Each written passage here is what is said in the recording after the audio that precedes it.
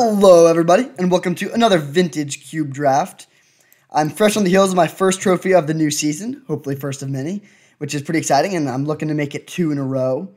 I also want to mention that I have launched a group coaching program for this Vintage Cube season, so if that sounds like something that might interest you, there's a lot of great content there, and there's a link to the sales page that also just has a description of the course in the description. So check that out. I think it's a really cool opportunity, and you should definitely see if that seems like something you want to do. All right, this pack has Polluted Delta, Recurring Nightmare, Mana Vault, Snapcaster Mage, and Gaia's Cradle. Those are the ones I'm looking at. They're all very good. I think I'm going to go with a Polluted Delta, though. Yeah, it just leaves us the most open, which is really important. Yeah, I think that's a good place to be to start. Now we have Counterspell, Putrid Imp, Time Warp. Honestly, not much. I think it's a pretty easy counterspell here. This card is very good. It goes into really any deck that's playing blue. It's great in a blue-black control or mid-range deck. We could play some of the color combination. Also very good in some forms of combo decks. So, just a really good card to get. Ooh, Ragavan. The blue cards here are decent, but not spectacular. And Ragavan can just absolutely take over a game. Yeah, I think that's the pickup here. All right, sweet. I love this card. I mean, it's a little bit too pushed, probably, but it's really sweet. Okay, now we get Inferno Titan. Archon of Cruelty is a good reanimation card, but we're not necessarily moving in that direction. I do really like Thirst for Discovery. This card has impressed me. It's just like very good card draw. Not much else. Yeah, I think we just take the Thirst here. Inferno Titan is good. If that came around, I would be happy, but I think we should take the Thirst. Now we have Dark Confidant. I don't know if we're playing black, but there's a lot of really good blue cards. I think we just want to take the Jace.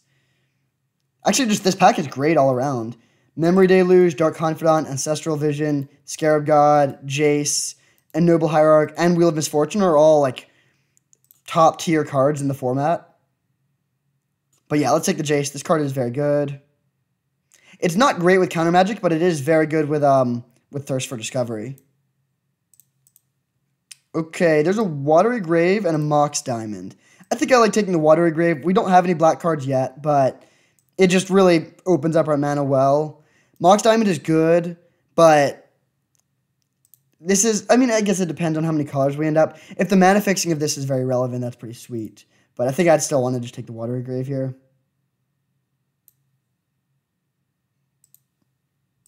Renin 6 would be sweet if we could play it, but we're a long way away from making that happen. I think we just want to take the Mole Drifter.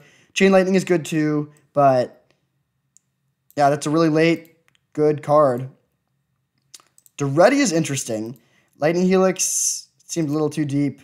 But yeah, if we can make the mana work for this, this card is very, very strong, especially paired with card draw. Yeah, let's take the Duretti here. Not much for us now. I mean, Tireless Tracker is probably the best card, but that's like dipping into a third color. That seems a little bit too greedy. We could take Kitesail Freebooter, or we could take Avalanche Riders. I think I like the Freebooter slightly more. And this isn't really a 1 Power Stone deck. Yeah, let's take the Freebooter. This back is pretty bad. Putrid Imp is not really what we want to be doing. I think I'll just take Wear Tear. Just 2 mana destroy target artifact is totally serviceable in some matchups. Okay, so it looks like green and black are fairly open. But these are like not the cards we really want to be taking. I think I'm going to take Garruk Relentless speculatively. This is the only card that actually would be good in our strategy, which just seems like it's Grixis control. Okay, I'm going to speculate on the Skull Clamp. I don't love this card in general in decks that aren't very creature-focused, but it's very good with Duretti. Whoa, these 3 cards should never be the last 3 cards in a pack, but I'm happy about it. Dark Confidant's great. Wrath of God for the board, and Whisperwood Elemental. Okay, so strange pack 1, but a pretty good one. We're looking for mana fixing primarily, and then just like more good, cheap interaction. We could take a Shelldock Isle. That seems pretty good. This card is just very, very strong. Yeah, let's take that.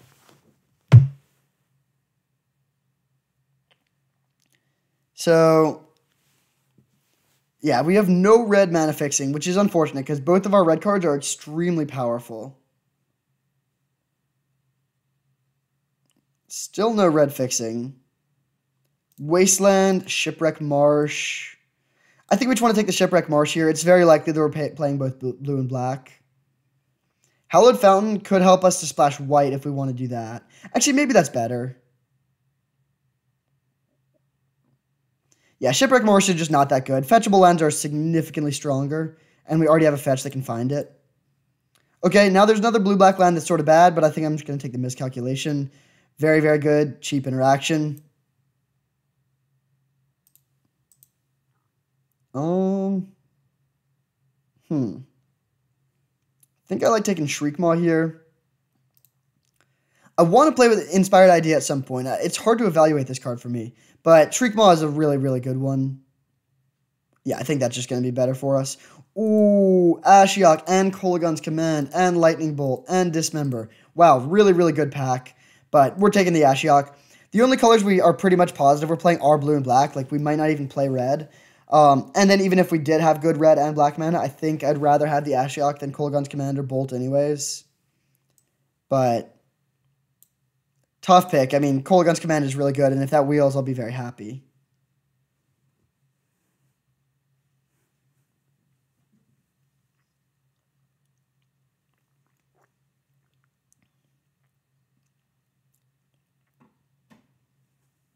All right, Breeding Pool could be good. There's Valky. Not much force here. Breeding Pool would let us splash the Garruk Relentless. Valky is good if we have consistent access to Grixis mana. But I don't know if that's going to be the case. Yeah, I think I'm going to take the Breeding Pool here. If our only blue sources are one Breeding Pool and one Polluted Delta, we can't play the Garruk. But if we get like a few more fetches, then that could become pretty sweet.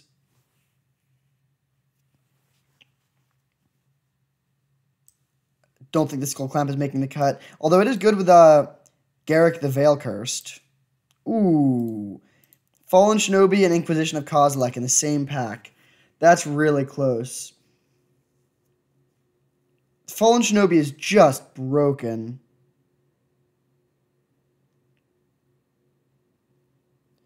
Normally, I would always take the cheap interaction here, but I think Fallen Shinobi might be just that good. Yeah, I'm going to take this card, although it is very close. Nice, now we get a late Liliana the Last Hope. Okay, so we might just be straight blue-black. We're not really getting the mana fixing for other stuff, but that's fine. This is like a really good blue-black deck. So we can take Ravenous Chupacabra,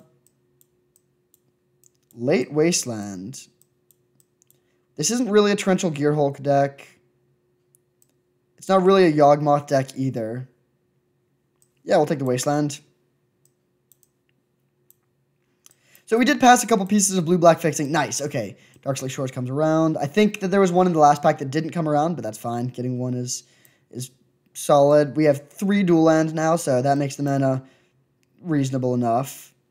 Now we can take a black-green land, which will help if we get a bit more, like if we want to splash that Garruk Wildspeaker or Garruk Relentless. Okay, yet another piece of green fixing.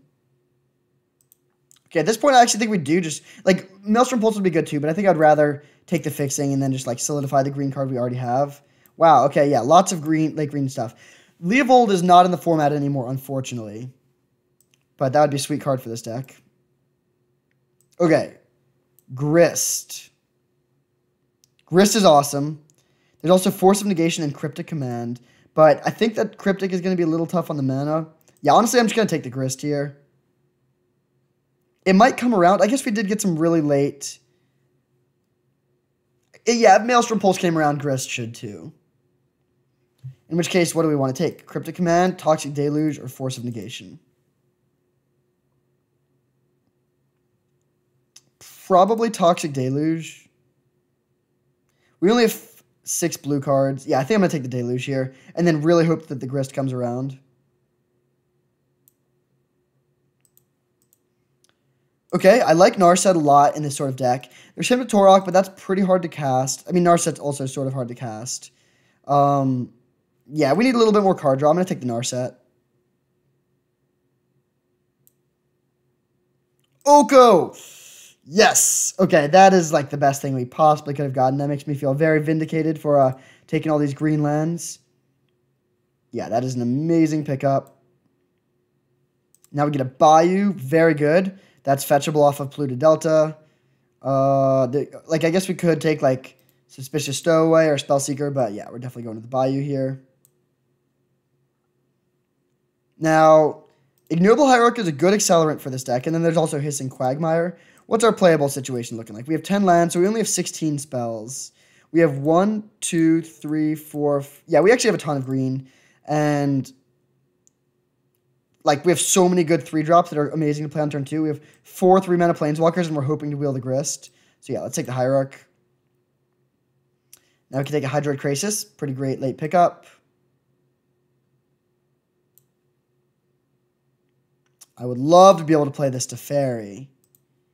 We have 1 Hallowed Fountain. I think that's not enough. We should probably just take the Charter Course, which is good. I'm happy to get a Charter Course too. Okay, Windswept Heath is very good. That could find the Hallowed Fountain, but it also finds Breeding Pool and Bayou, so really good piece of fixing. I don't think we really need Sylvan Caryatid. All right, next pack is Grist. Come on, Grist. Please come around. If we have 5 3-mana Planeswalkers... Oh, yeah. Oh, yeah. This deck is awesome. Sultai, broken 3-mana Planeswalkers. Deal. Vampiric Tutor... None of these other cards are playable. Birthing Pod is sort of funny with Grist, but not actually good. We'll take this for some matchups where, like, one of these cards is just, like... Or one of these Planeswalkers is just especially good. Ooh, Bloodchief's Thirst versus Bitter Blossom is actually really close. I think it's probably better to take the Bloodchief's Thirst, though. We have no ways to kill Planeswalkers right now. Yeah, this is just very good interaction. Alright, Kitchen Finks is a good roadblock against aggro decks. We get the Quagmire on the wheel. This card should not be here. This should be a Thief of Sanity. But whatever. We'll take the land that helps us. Pelucranos, decent sideboard card, and Ravagers of War. Okay. So, actually, we do need to play one more card. We did not get the red fixing at all, so we're not playing the Duretti, unfortunately.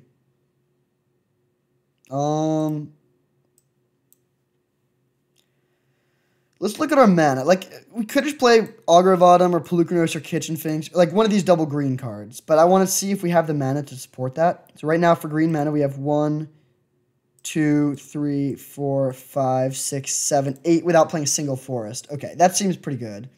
So if we are going to play a double green card here, what is the best one? I think it's actually Whisperwood Elemental.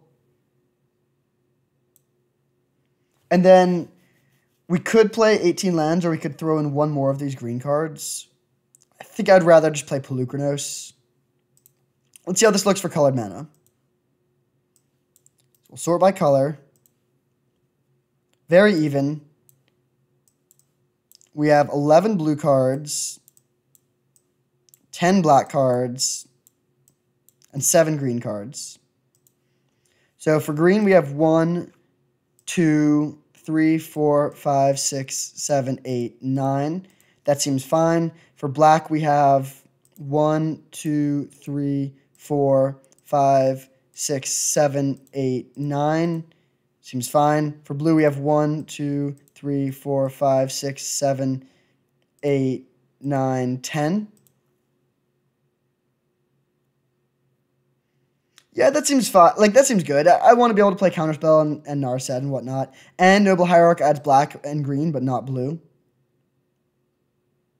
Okay, sure. We'll run like this. This deck looks really, really good. Every game where we go Ignoble Hierarch into any one of these 5 3-mana Planeswalkers, it's going to be hard to lose. So, let's have that draw. See you in round 1. All right, we have our round 1 opponent with this sweet Sultai mid-range deck. Narset's a little bit dicey with only 12 hits. We do have a lot of creatures for Narset deck, and it can't hit Grist, funnily enough. So maybe that's actually just not a card we should be playing. But the static ability is still very good. Okay, no blue mana, but I do think this hand's a keep. We can cycle Miscalc on turn 2 if we don't find a blue source, and then we have turn 3 Liliana into turn 4 Ravenous Chupacabra, which is very good against any decks that are attacking on the ground. Or, I guess, not even on the ground, just attacking.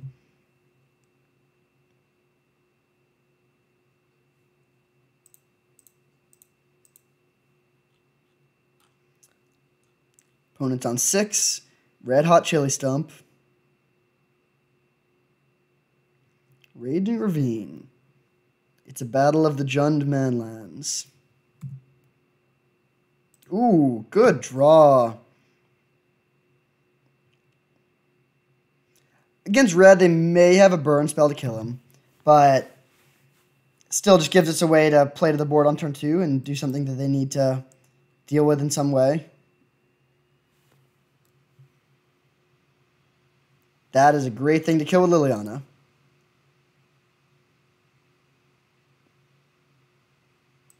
Alright, really hoping this Dark Confidant can find us a blue source. Also really hoping they don't have Ren and 6. That would just be a disaster.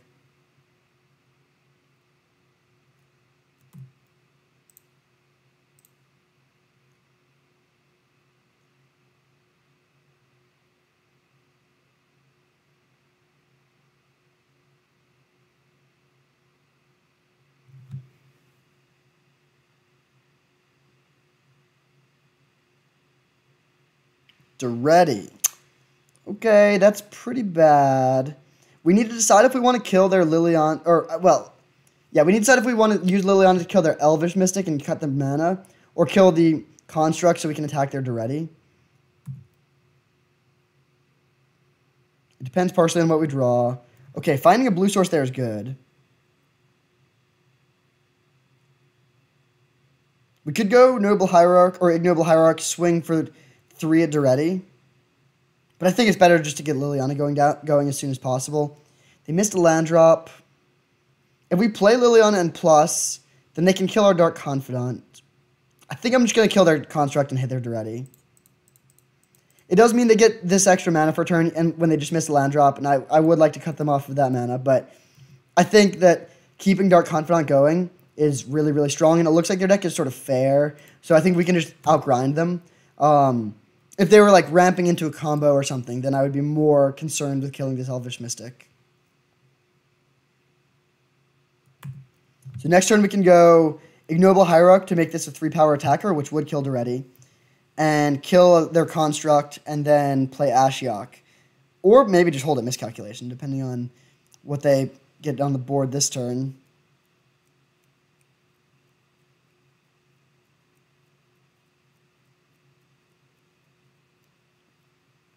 Liliana and Duretti are sort of funny against each other. You make a 1/1, I kill it, and we just keep on gaining 1 loyalty per turn, but then we have a better ultimate. Tireless Tracker, do they have the land? They don't. Wow, this is looking really good then. So, let's see what we flip. Oh, Fallen Shinobi. Well, that deals a lot of damage to us. I think we just want to kill all their things. Yeah, let's just play the Chupacabra.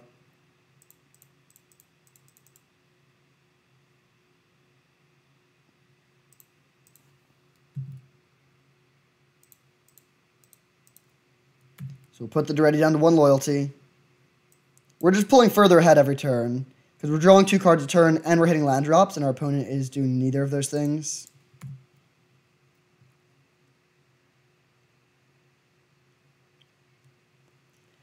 And at any point, we can kill our own Dark Confidant with Liliana if we get too worried about our life total. But with both Fallen Shinobi and Muldrifter in hand, I guess we still have Shriekmaw. But that's the only card that costs a lot of mana. Actually, maybe we have Whisperwood too, so we have some things, but I'm not too worried about the Bob killing us here. Okay, they do have 4 mana now. We'll see what they have. Questing Beast would be the worst case scenario. Garruk Wildspeaker. Okay, they make it 3/3, probably.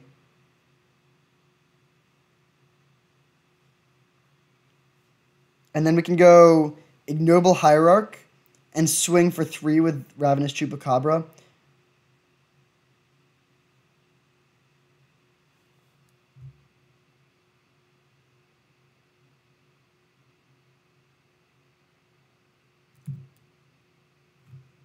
Okay, so yeah, we'll just play the Hierarch.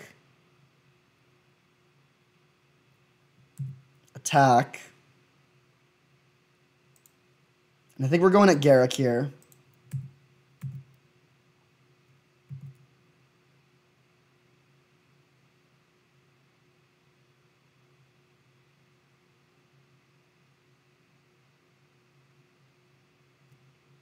Okay, sure. Now let's go Liliana to kill their Mystic. Ashiok and plus, and then pass. Again, like, I'm not too... Like, we could hold it miscalculation, but I think I'd rather just commit my own threats, and I think they're going to have to deal with our threats. They're not going to do things that go over the top of our threats. Although I say that and then flip Emrakul and Dragonlord Atarka, so maybe that's foolish. Get this land into play tapped and pass turn.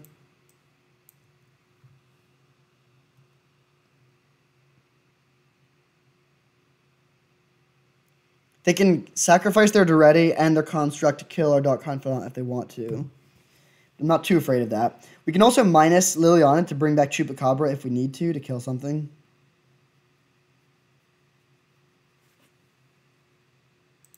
This Dark Confidant has drawn us 3 cards and dealt us 5 damage. I'll take that rate.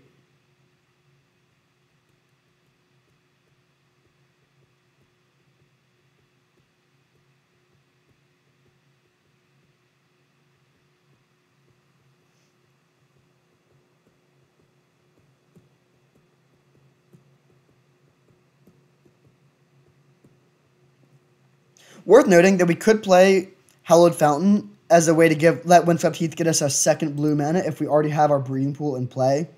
I don't think that's worth it, though. We already have a fairly painful mana base. We don't have that many basics. So, and, like, double blue is not that necessary. Here, we certainly don't need it. We can just grab, like, a green source. But worth mentioning.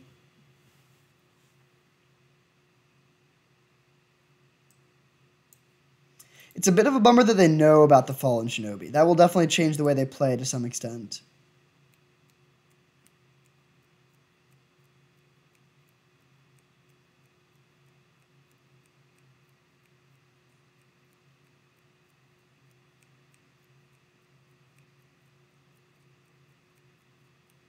Imperial Seal, okay. That's a strange card for a deck like theirs to be playing. They may have another draw 7, like the Wheel of Fortune.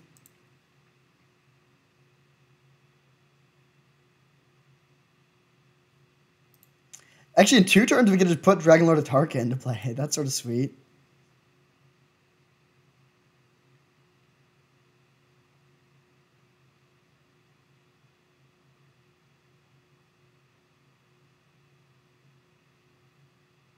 I would really like to kill this Garrick, though. If they Imperial Seal for something when they have Garrick in play, they can make at least 5 mana next turn. That's so much scarier than if they only have 3 mana. Although we could probably just hold it miscalculation, and then that should be enough to seal the deal. We have more mana, we have more creatures, we have better Planeswalkers with more loyalty, and we have more cards in hand. They're still at a higher life total, and we're not really pressuring their life total at all, but we're just gaining more and more of a material advantage every single turn.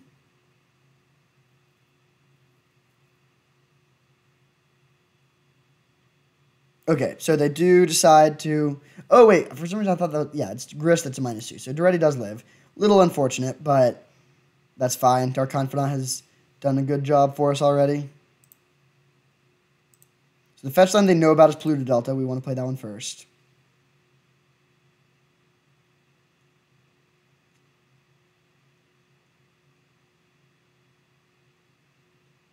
Huh, I just actually realized something. The what's it called? Thirst for something, thirst for land. Like the draw 3, discard 2 unless you discard a basic land is pretty bad in our deck because we only have 5 non-basic or 5 basic lands. Oh, Round Up Excavator. That's interesting.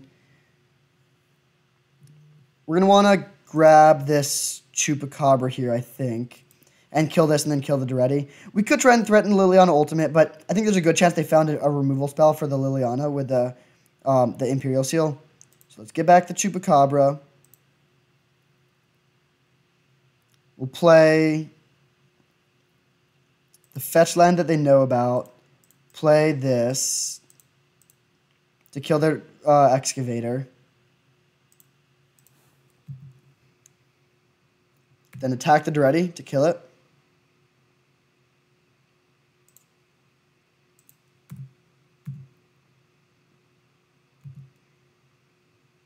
And so they are going to get another turn with the Garrick, but we can do something about that next turn, hopefully. And we'll Ashiok them again.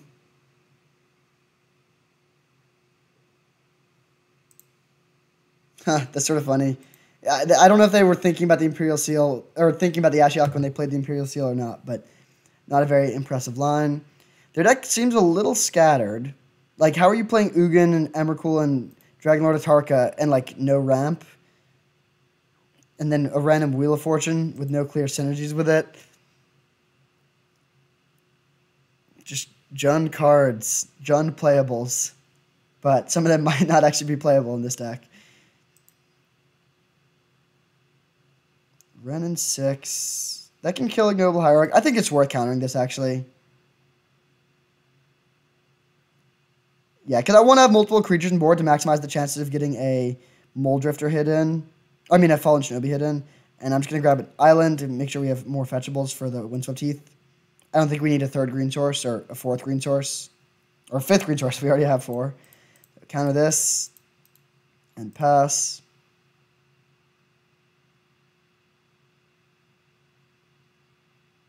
All right, there we go. So, some sort of strange Jund deck. They do have a lot of Planeswalkers.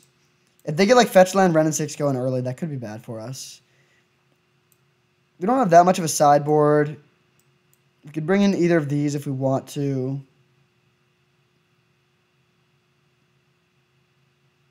I think we just run it back, though. Deluge seems good. Chupacabra seems good. The value creatures seem good. Shriekmaw is probably good enough. They're playing black, but they have a lot of green creatures, too, it seems like. So, yep, let's just run it like this.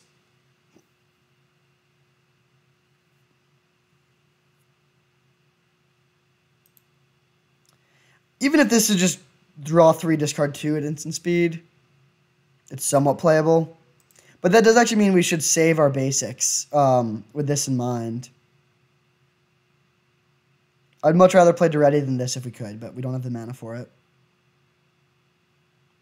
Okay, very good hand. We have all our colors. We can't play Bloodchief's Thirst on 1, but we can play it on turn 2. And it can even kill Renin 6 if they have that.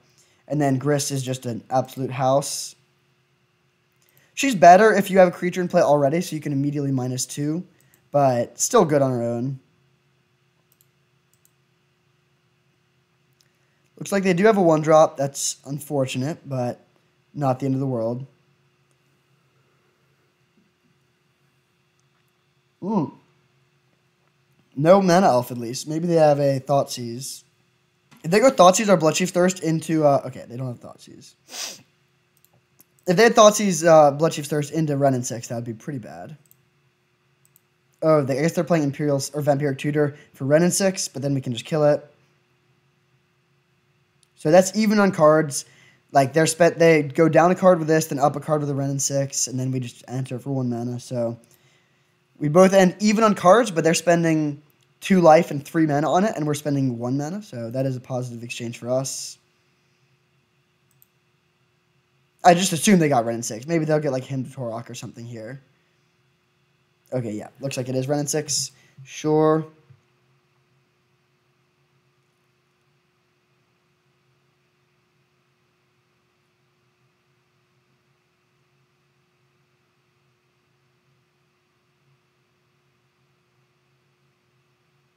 All right, good draw when we have all these basics in hand. Let's kill your thing, get Breeding Pool into play tapped, and pass turn. We already have double green, so Forest is the one we're going to want to discard to the Thirst for Discovery. But next turn, we're almost definitely playing Grist.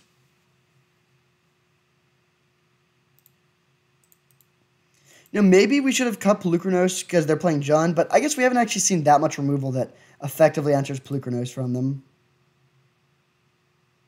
Tireless Tracker, okay.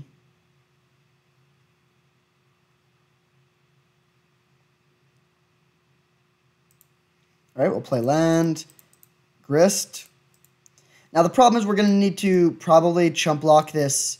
We'll We're going to need to probably chump block this tireless tracker with our insect, which means if we want to kill the tireless tracker, we're going to have to sacrifice our Pelucranos. Don't love that.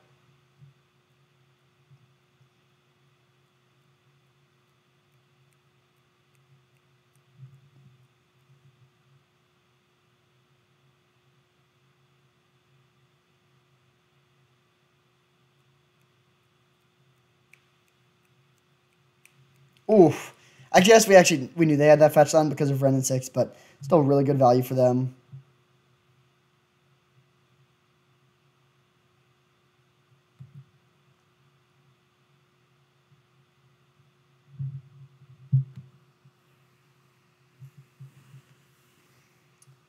Alright, so they get 2 clues. Just a clean 3 for 1, although it is a slow 3 for 1. Now, hopefully they just crack them. If they play like another threat that... Basically any other threat, we're in pretty bad shape. Because our plan is just to go chump block, play Pelucranos, sack Pelucranos to kill the tireless tracker.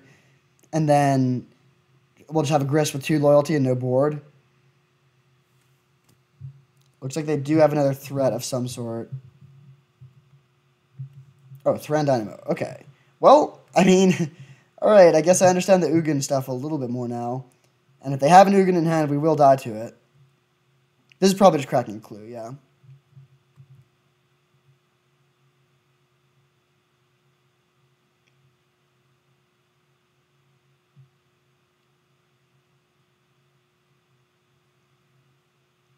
So we chump block here. We could also not minus the Grist. I don't love letting them just get more tireless tracker value, but we might need to do that. It's just not really a winning line to play a 4-drop and immediately sacrifice it. Ooh, good draw. Yeah, let's just play Island, Pelucranos, and plus the Grist. Because now even if they kill our Pelucranos, we will be able to keep our Grist alive.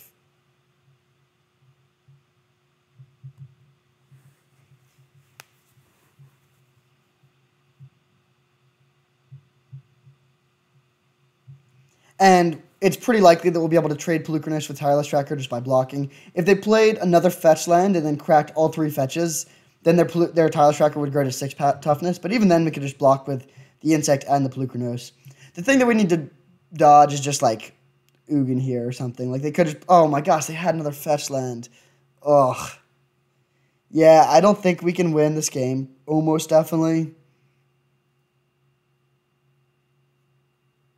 Tireless Tracker with double fetch is just pretty tough to deal with. I mean, we have good card advantage stuff too, but it's just like slower. I don't think we really have any changes to make. I mean, we could bring in Vampiric Tutor, but I don't think that's worth it.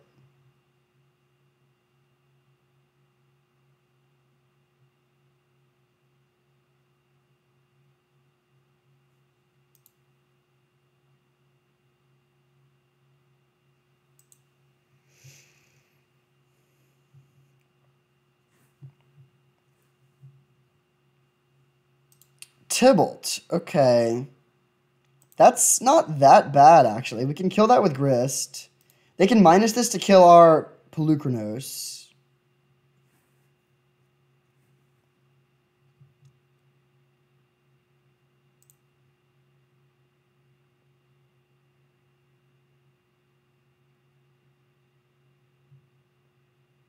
They only have 1 mana.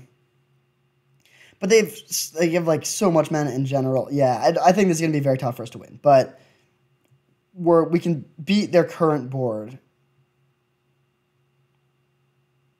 We really, really need to draw a Black Source, though. Because if we draw a Black Source, we can go animate Hissing Quagmire, kill your Tybalt, then sack the Hissing Quagmire to kill your Tireless Tracker. But we don't have the double black for that right now.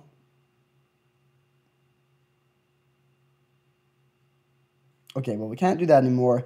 We could Toxic Deluge these things away, but then they're going to untap with Tybalt.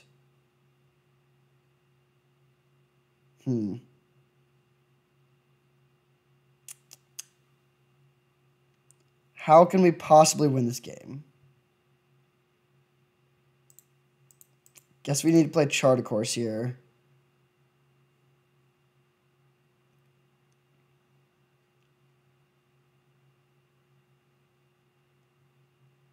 I mean, good draws, I guess. The problem is they just have so... Yeah, I think we discard Garruk Relentless. And then we'll just go land, Deluge to kill their board, and plus Grist.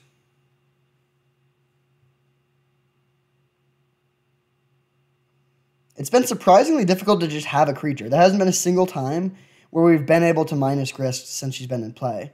And we played her on turn 3.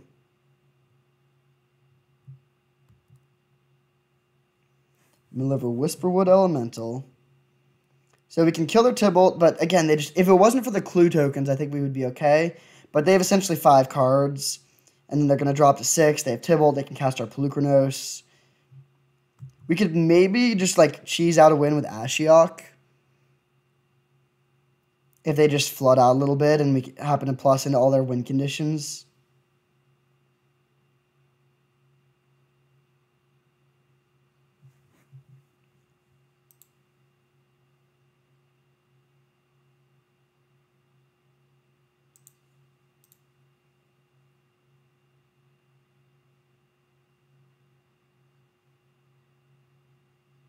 Wait, so they can continue playing these spells after Tybalt leaves the battlefield. So they just have this Pelucranos on deck whenever they want it.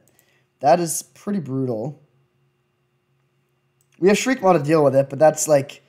I don't really want to be trading... When we're already down in cards, I don't want to be trading cards for, like, cards not in their hand. Okay, they plus. They hit Narset and Swamp, all right.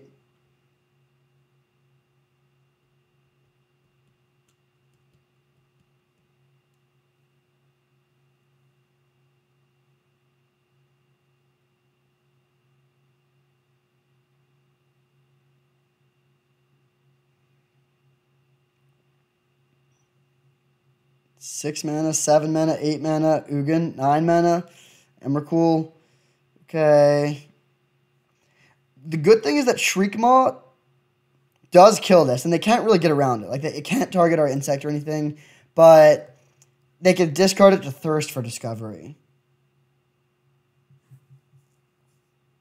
They can also sack our insect to kill the Grist.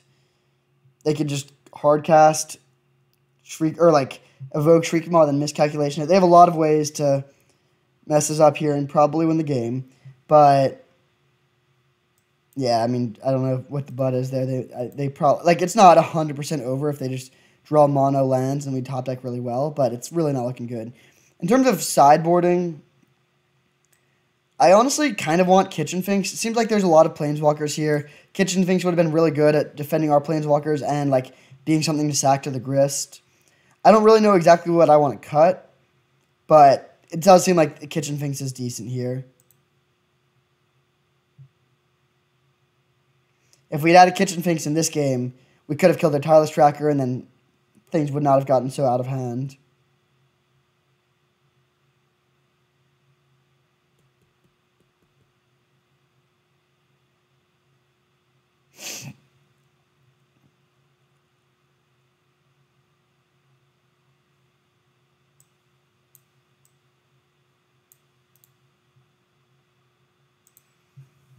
Are there any good cards in our deck that we could draw towards that could help us out of this? I mean, something like Whisperwood Elemental just doesn't go big enough. We don't have like a control magic or anything like that that could steal their Emrakul.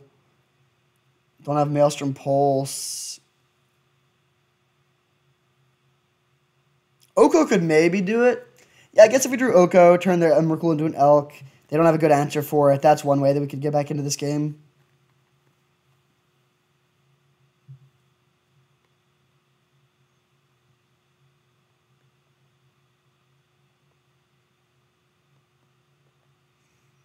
If I were them this turn, I would start with Thirst for... Okay, yeah, good start, I guess, yeah. Sack the insect to kill the Grist, makes sense. Then they should play Thirst for Discovery. Usually stuff like this says another target creature or planeswalker, but this one lets you destroy itself. Then they should play Thirst for Discovery and discard whatever our best cards are. Including certainly Shriekmaw. Actually, maybe it's better just to play Evoke Shriekmaw and then counter it with Miscalculation. Then we will get to have Thirst for Discovery, which gives us a few looks at something that could help us, but it like puts us down 2 cards, whereas playing Thirst for Discovery is card neutral.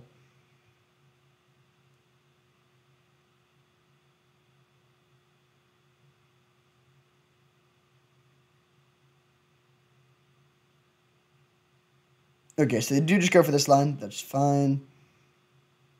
Discard Shriekmaw land. I mean, yeah, drawing 3 lands there was pretty rough. We're not dead on board because we'd go to 4, but we need to top deck something really good. We don't have enough black mana, unfortunately, to play Liliana the Last Hope, minus, and then get back Shriekmaw. We could top deck Ravenous Chupacabra. That would be a good one.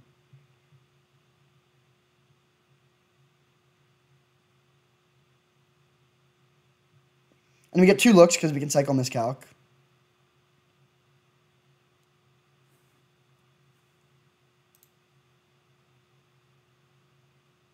This card is very, very good. It's like it's very hard to interact with a cast trigger. It's like uncounterable and it can get you out of a lot of situations that nothing else can. And then it's also just this 13/13 that's very difficult to block effectively and also very difficult to interact with a lot of spells. Okay, weird call for them to cycle the Miscalc because I was going to do that, so that just saved us mana. Pass. Chupacabra. Not a Chupacabra. Well, we'll attack the Tibalt and then hope to top deck a Ravenous Chupacabra and then have them just draw mono lands forever.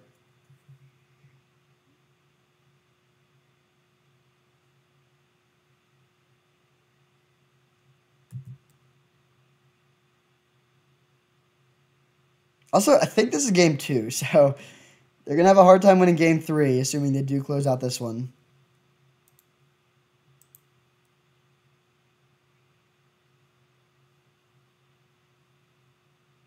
We can bring in Kitchen Finks.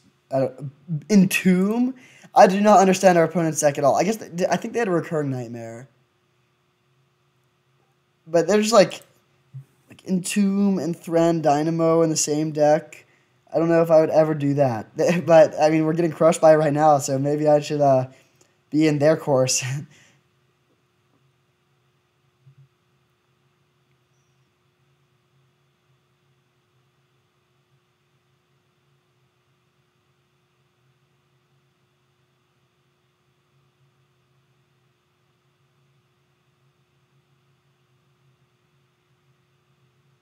Anything that they're tapping this much mana for cannot be good for us. Archon of Cruelty. All right. Well, GG, opponent. This, I mean, yeah, we just got demolished there. So I thought they were like more Jund mid-rangey, but they are sort of like Ramp Reanimator or something like that. I don't know. Very strange. Pelucranos is probably worse than Kitchen Finks. Yeah, I think I'd rather make this exchange, and then we'll run it back like that. Wasteland should be pretty good in this matchup. They have a fairly greedy mana base. Although, they do also have Ren and 6. Let's just go Blooming Marsh into, like, Darkslick Shores Oko. That doesn't seem like too much to ask, does it?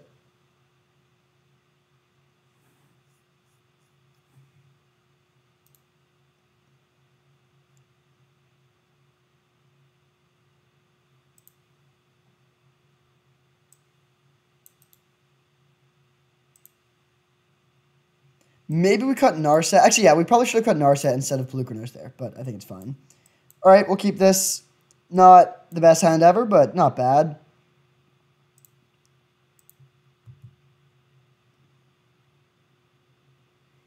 So we have double blue, so I'm just going to grab basic Swamp with a Polluted Delta, I think.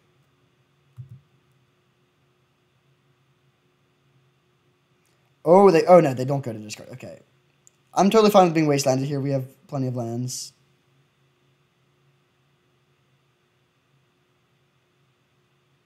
They do have wastelands plus Ren and 6. That's a cool Cool combo they got going on as well, making their deck have even more dimensions would be the optimistic way to put it, I guess. Let's go Polluted Delta and crack it for fetch land, or for a shock land here. I guess our colors are good. We have triple green, double black, double blue. So I guess we just get blue black, and then we have triple of all three.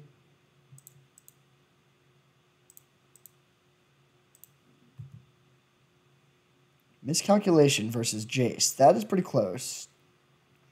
I think I'm just going to play the Jace, though. We can save Miscalculation for a bigger play. Like, we can miscalc their 2-drop, or we can miscalc their 5-drop or something, and that just seems better.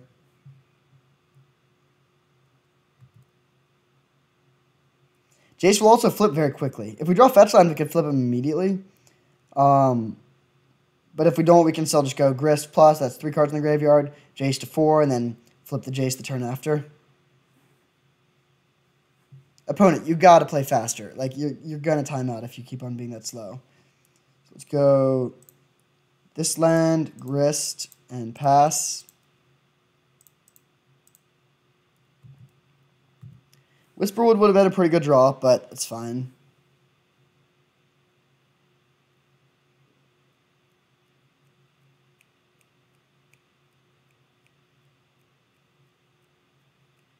We've literally, it hasn't even been that long games. We've spent under 5 minutes, and they've spent 23. Very strange. Maybe it's an internet issue thing. I don't really know. All right, so they just played Vampiric Tutor. I don't know what they got. They can't play Wrenn and 6 right now, at least. Plus, Wrenn and 6 would just not be good. We could kill it with Grist without a problem. They might have just gotten, like, Maelstrom Pulse to kill the Grist.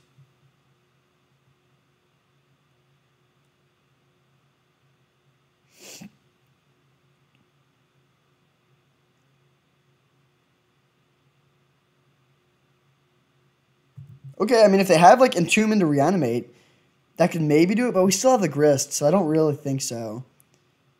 Do they have a way to bring this back immediately? Then they kill the Grist and the token. All right, I mean, fair enough. Maybe they actually somehow could pull this off. But we have a lot of answers to the Dragon Lord Atarka, and we get to filter through our deck with the Jace. They need to hit our Grist. I guess they could go Jace for 2, Grist for 3, and then we couldn't minus the Grist immediately. We'd get to plus, but that wouldn't really do that much because then they could kill the next turn. But yeah, that does make sense. So let's loot now because we don't want to flip our Jace. We want to get 2 loots out of this. Okay, I think I'm going to discard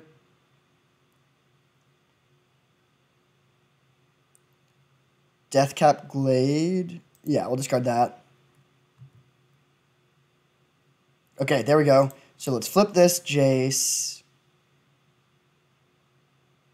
I actually want all of these cards. Or no, let's discard Ignoble Hierarch. We'll go land, evoke Shriekmaw to kill this, and now that should just be game. We plus this, and pass, holding up Miscalculation. We would be very ahead even if they weren't going to time out, but then given that they have 30 seconds, then there's just no chance.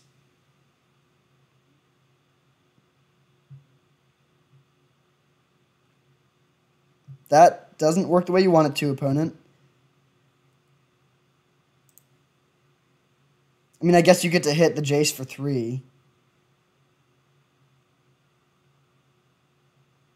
Okay, they've like played 3 different decks. Game 1, they were Jund mid-range with a bunch of Planeswalkers. Game 2, they were like big mana, ramp into Emrakul. Game 3, they were all in Reanimator with Entomb, Reanimate, Exhume. So, very strange.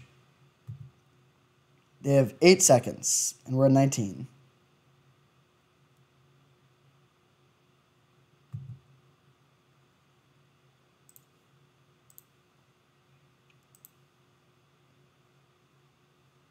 All right. GG. Not the most satisfying win. I think we would have won this game still. Like, I mean, look at this. We had a great hand. We had Planeswalker, creature on board. They were at 11. But I would have liked to have been able to play it out, so unfortunately, that ended that way, but it is what it is. We are 1-0. I'll see you in round 2. All right, we have our opponent for round 2.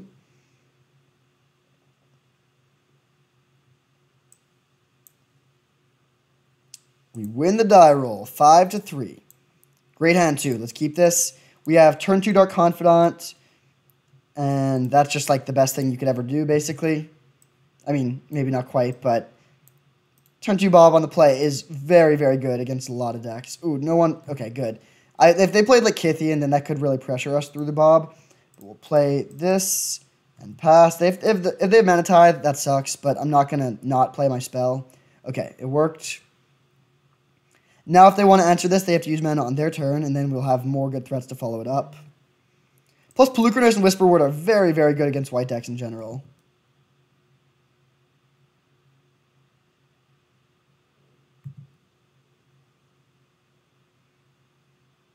Grist was maybe the best thing we could have drawn.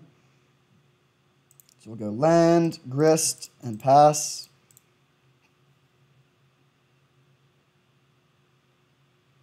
The next one we have Pelucranos, then Whisperwood, and that's just an absolutely deadly curve for an aggressive deck. And then post-board we can bring in Kitchen Finks and maybe Augur of Autumn.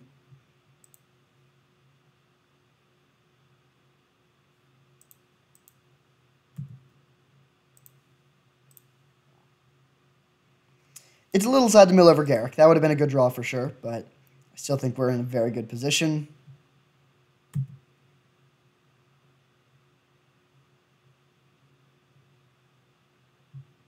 Stirring Wildwood, interesting.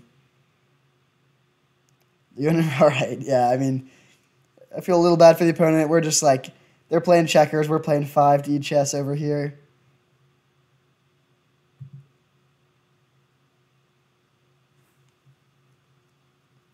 All right, our top end piece only hits us for 2. That's pretty sweet. Let's plus again. Oh, we keep on milling over our best cards. Although I guess we actually don't have double black, so we couldn't have cast that yet. Play Pelucranos and pass turn.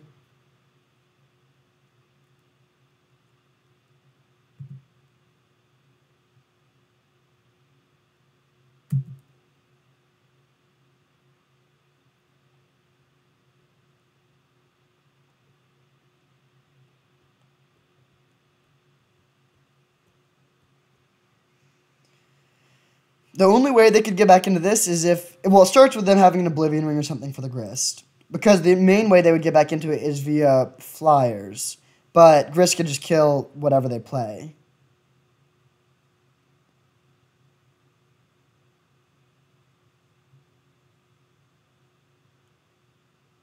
Okay, I mean, that's good. That can kill the Grist.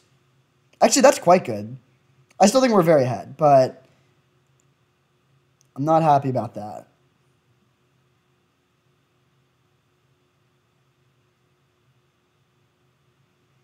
So they probably want to give Leonin Relic Warder +3/+3 in flying. Swinging Grist for 5. And then we cannot kill Elspeth on the backswing because of this Adonto Vanguard.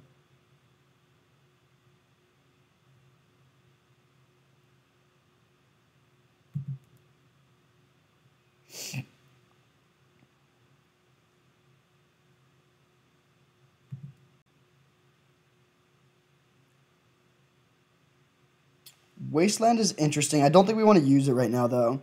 So let's just go... A few good options, actually. I think we want to get the Whisperwood going. Yeah, that seems worth it. So I'm going to go attack Elspeth with just Pelucranos. They block and give it Indestructible. And then we'll get Whisperwood going.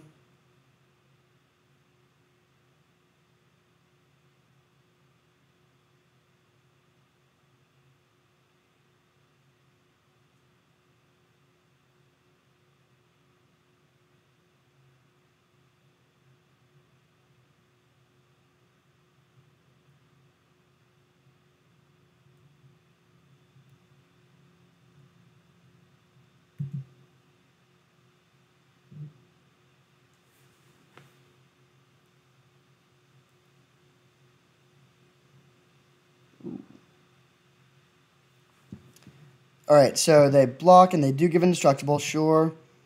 Then that all goes through. They're at 16. We'll play... I think I'm just going to play the Wasteland in case because we might want to discard this island to to this. We have plenty of blue mana. Cast this. And pass. So we have a ton of creatures on the ground. The Elspeth does mean that they can attack us in the air, but I think we can just race. Like, we have so much power here. Maybe we should have attacked with these insects as well, actually. Yeah, I kind of think we should have gone these these three at their face, because the Whisperwood gives us plenty of ground creatures. Toxic Deluge. Funny, we have 6 creatures in our Toxic Deluge deck.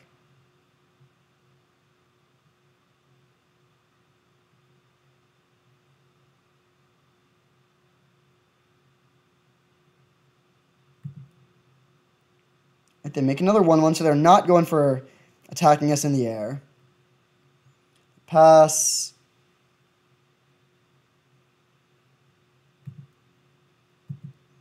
They're representing Archangel Avacyn. I would love to find a miscalculation.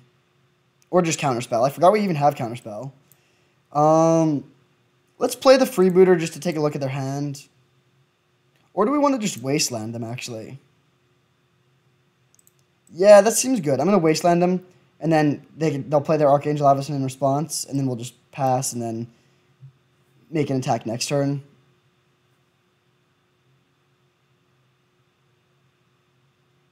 Yep, as expected.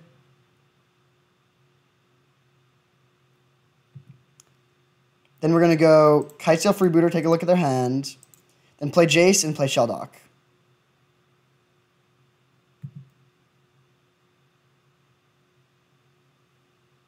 All right, we'll take. Why are they playing Fumigate? That is very strange. Sheldock Isle for Muldrifter. That's a good hit. Then we'll play the Jace. And pass turn. Obviously not attacking when all their creatures are indestructible.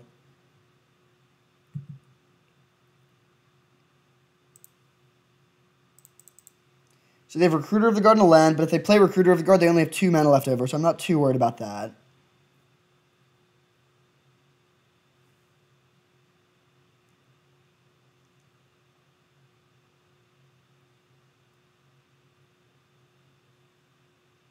Dark Confidant has put in some work for us this game.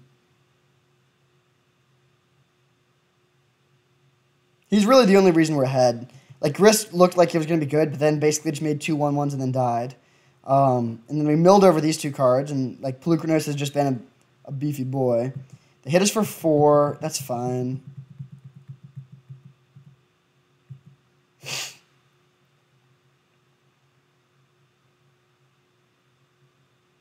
Play their Plains, play their Recruiter, and then we'll see what they get.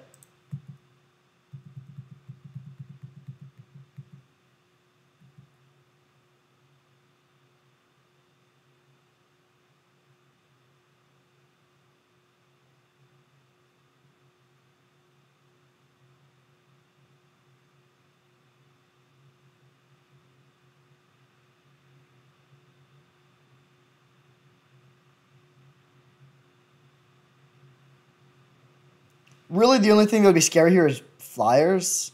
Silverblade, okay, that's scary. Because that represents potentially making the Archangel Avacyn an 8 power Flyer. This isn't too bad. They can make it so that... Well, actually, I guess they could... Oh, no, they can't do this to give it protection, or unblockable from colorless creatures, so we can still block this. Oh, why? Counterspell and Deluge, we keep on manifesting our good cards, but it's fine. So, yeah, we just untap. Maybe flip a kill spell? Nice, Bloodchief's Thirst. We can grab Bayou with this, and then that should work on the Archangel Avacyn.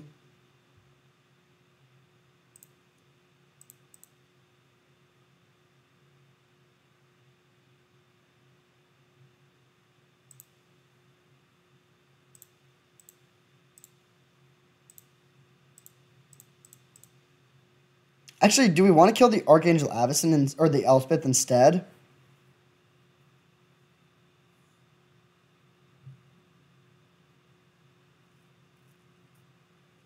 Actually, all their creatures are tiny. No. We should be able... Let's see. Well, if they give something plus 3/3 and flying and then give it double strike, we take a lot of damage. We do have this Kitesail Freebooter back on defense.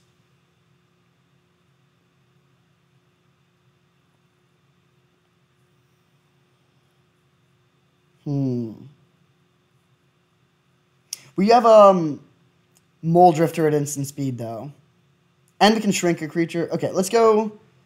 Let's start by attacking with... No, let's kill the Archangel Avison. Let's kill the Archangel Avison. So we'll hit this.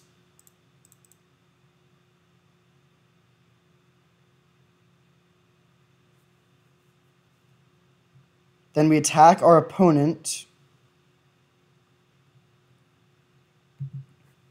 with Pelucranos, this, 1 Manifest. I think that's the best attack. I'm fine trading Dark Confidant off here with a Soldier.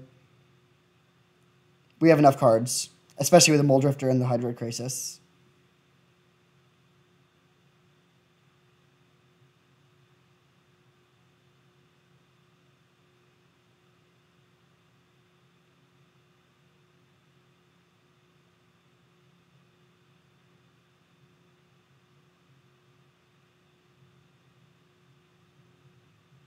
All right, they want us to keep the Dark Confidant. Fair enough. And so then we can flip our Jace and plus it on probably Sun Gold Sentinel. Yeah, let's do that.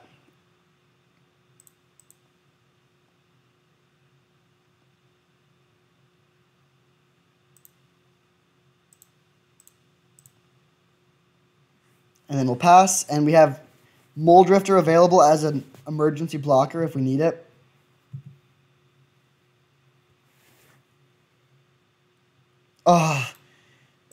These literally all 3 of the Manifest event cards that we would have loved to have drawn. Especially Shriekmaw. This one would have been the best. But, I mean, I still think we're in really good shape. I wish we could play this Wrath of God.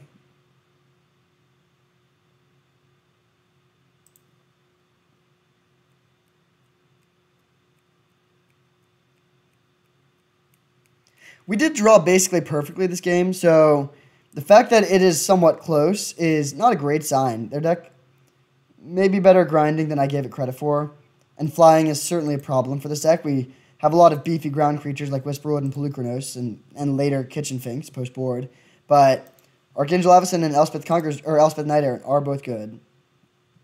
Okay, so they give that some power and flying, then give it double strike. And then if we block with Kitesail Freebooter, they can get Fumigate and then sweep our board. I think I'm just going to block with a Mole Drifter.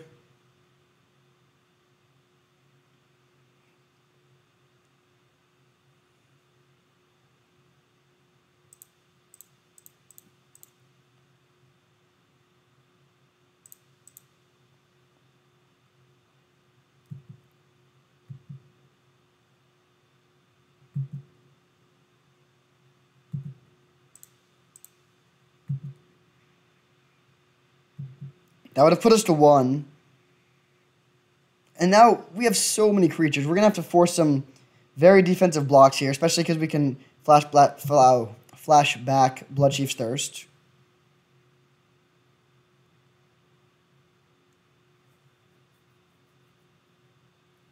Chart of Course, not really what we wanted. We can Monstrous Pelucranos for 2. That doesn't do that much, though.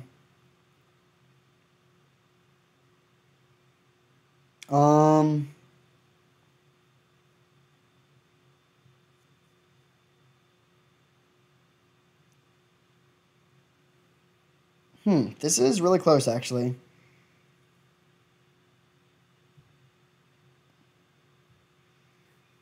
Let's attack with everything except for these 2 1/1s and our Kitesail Freebooter.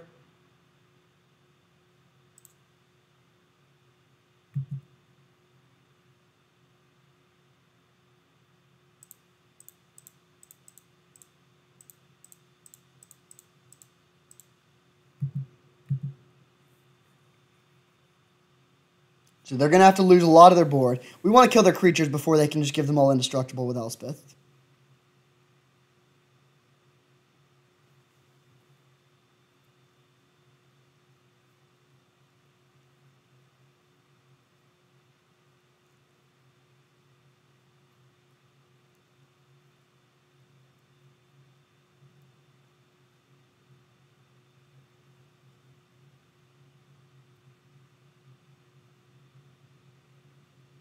So if they just took all of this damage, they would go to 4. Which I guess they could do. And then we... Okay, no. Yeah, that makes sense. So they take 6. Then they're going to go down to just Silverblade Paladin plus the Danto Vanguard. If they went to 4, they wouldn't be able to pay 4 life to save their Danto Vanguard. Now they can. We can just play Hydroid Krasis as a 1/1 flyer. I don't even want to draw cards. Yeah, we'll just let all this go through.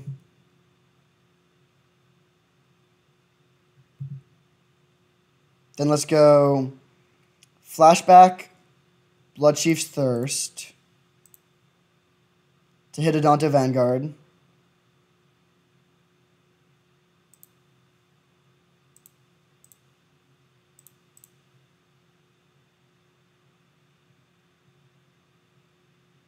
Then we'll go Monstrous Pelucranos for 2.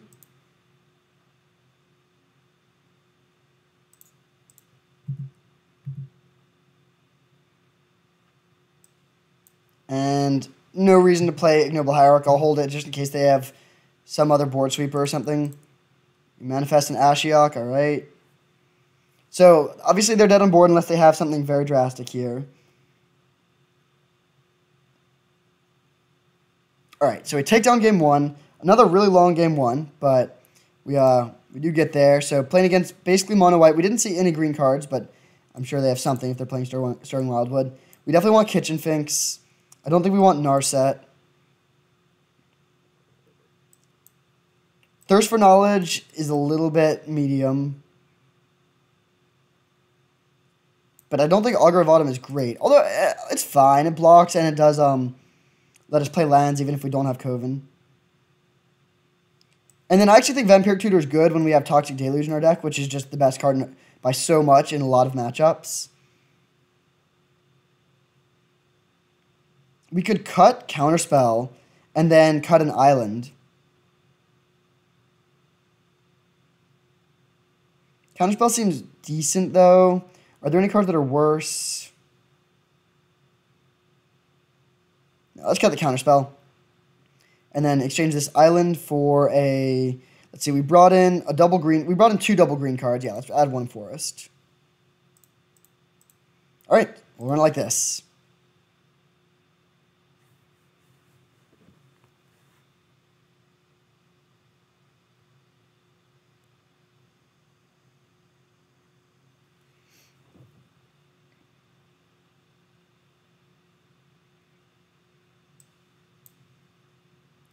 Being on the draw is obviously a pretty big disadvantage in this sort of matchup. Ugh. I'm going to keep this hand. I'm not excited about it, but it has good mana, and it has a turn 2 play. And then we can use the Charter Course to cycle through these lands and find some other good plays.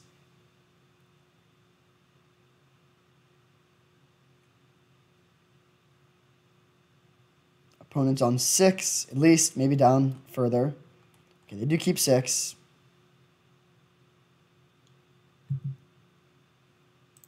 Hydroid Krasis. Maybe the worst spell we could have drawn there. Actually, gotta be the worst spell we could have drawn there for sure. Well, it's a reasonable turn 4 play. Maybe it's not too bad. What you got on 2? Thalia? Don't care too much about that. I'd rather see Thalia than something that hits for 3.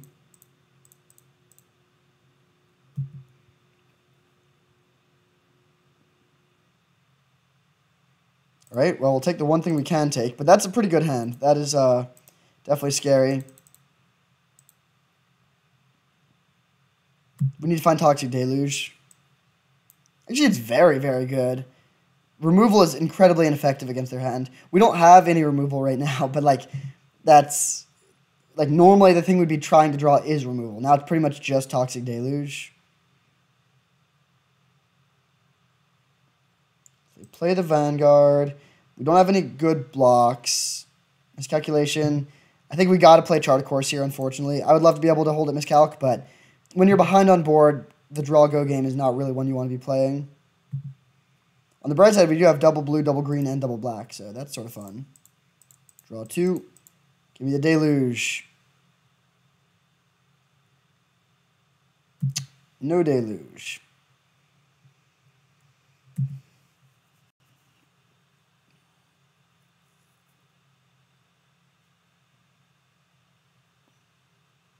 If they play Giver of Runes, it'll be an interesting choice whether to Bloodchief's Thirst the Giver or the Thalia. I'm sort of leaning towards hitting the Thalia. I don't care that much about the tax effect, but I do care about the damage. And Giver of Runes is basically going to do no damage. Okay, they're just playing Flicker Wisp, though. Oh, Blade Splicer. All right.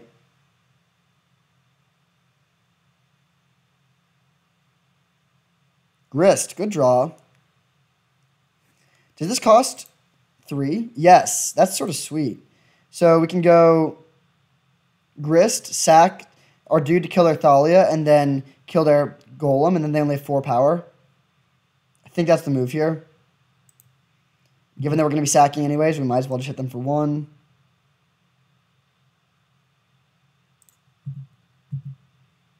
It's shockingly relevant that this counts as a creature when it's not on the battlefield. I've seen that come up in so many different situations.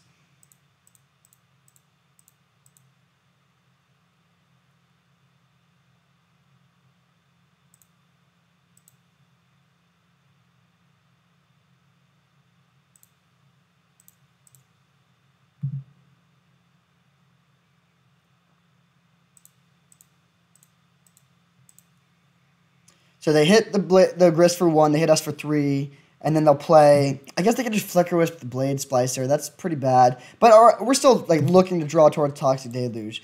And because we killed the Thalia, we can afford to cycle the Miscalc and still play Deluge if we draw it. They hit the land, so they can play both of their creatures that we know about.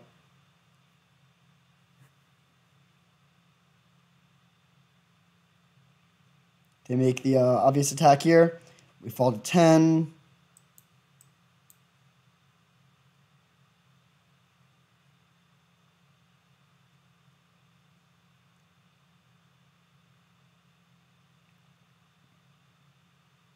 So how much power do they have? 3, 4. They have 10 exactly. So we're dead on board. We can't afford to just play Ashiok and play it slow. Come on, Deluge off the top. No Deluge. All right, we just go Hydrocrisis, gain 1 life, and make a 3/3 blocker.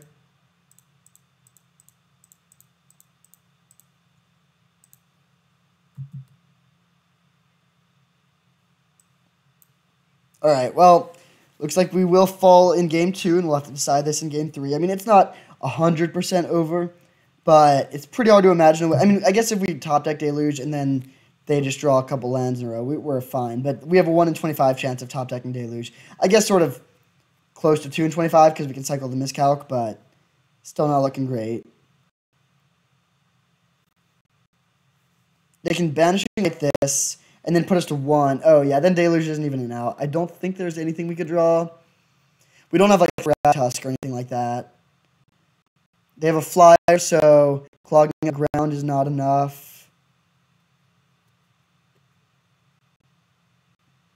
I'll take my draw step just because there's not really a reason not to, but I don't think there's anything we could hit here. They play the Giver and pass, and we draw nothing. All right. So,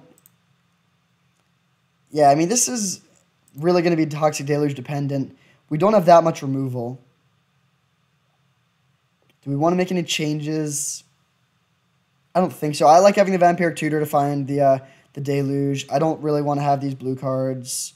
Yeah, let's just submit like this. All right, on the play for game 3.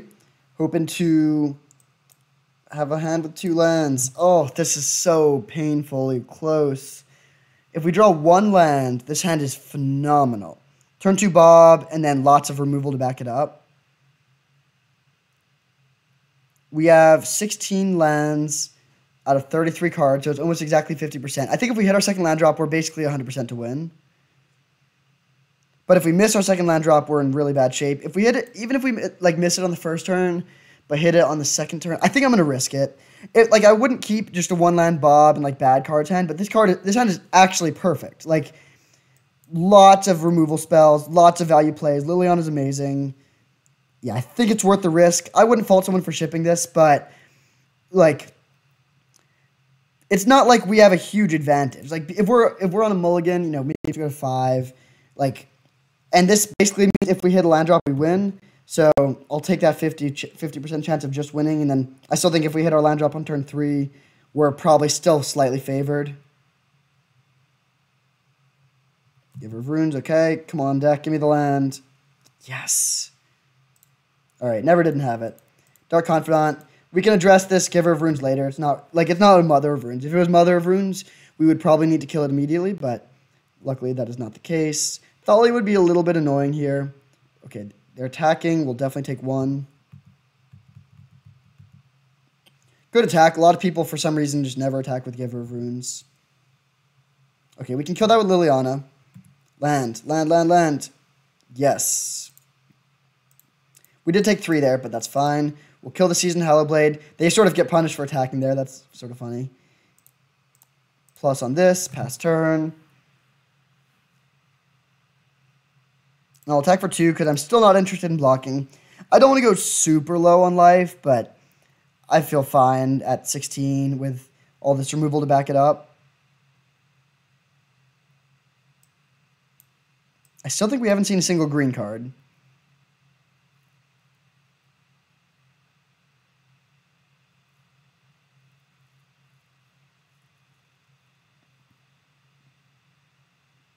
Swing at Liliana for 1, all right.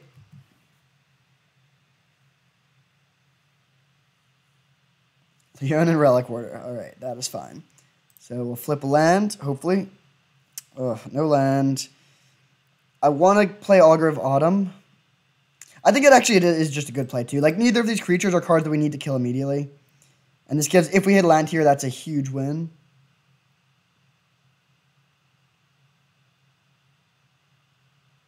Nice. Then we'll plus on Leon and Relic Warder, swing for 2 and pass.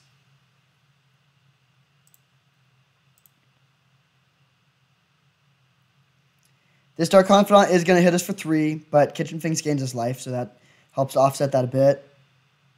I'm also going to put an upkeep stop because I might want to Vampiric Tutor for something, specifically a land, if we don't draw something good.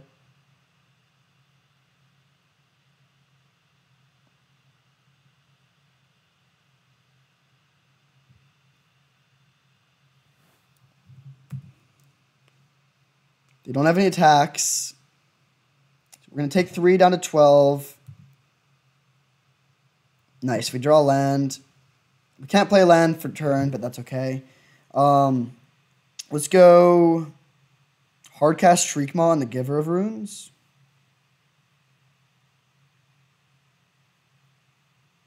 Yeah, I think I like that plan.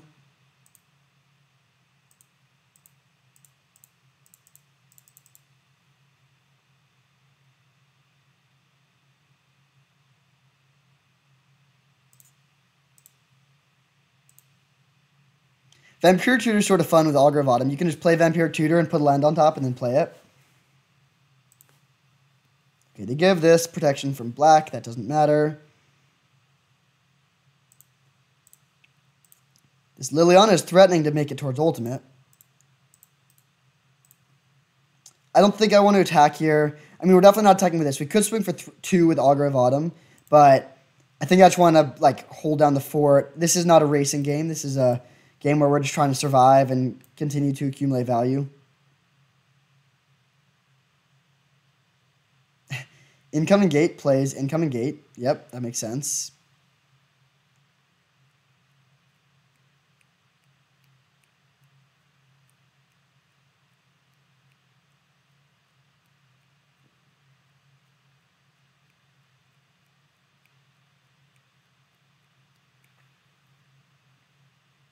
Remember when we kept that one lander? Well, here we are on turn 5 with 5 lands. Got a little lucky there. But once we hit the first one, we were pretty lucky to keep hitting more. Or pretty likely to.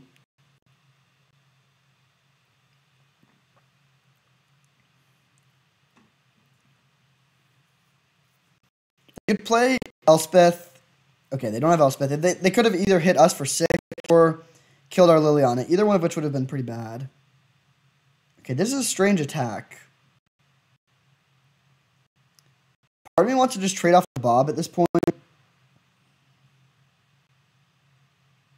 No, I think it's better to actually block with Shriekmaw because we can minus Liliana's to return the Shriekmaw if we need another removal spell. Plus, we know Bob's only hitting us for 1 here. If there was like a Whisperwood Elemental or a Pelucranos on top, I would block with a Dark Confidant. Oh, okay. Like, why are you playing that? That just doesn't make sense. We're drawing Ignoble Hierarch, which isn't that good. I think we're still just taking it, though.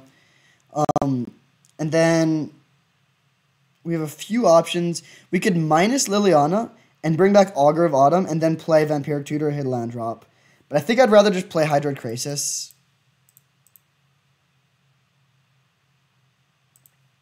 I'm going to play it for 2, though, because then we can play Ignoble Hierarch, too. Oh, we draw a land. That's sort of nice. In that case, we can play Kitesail Freebooter and take a potential answer they would have to the Liliana, and also just know what we need to worry about going forward. 2 board sweepers. Jeez. Okay, and then Archangel Avacyn Thragtusk, so they really need to hit a land. Let's plus, because I think we can very realistically get to the ultimate against this hand.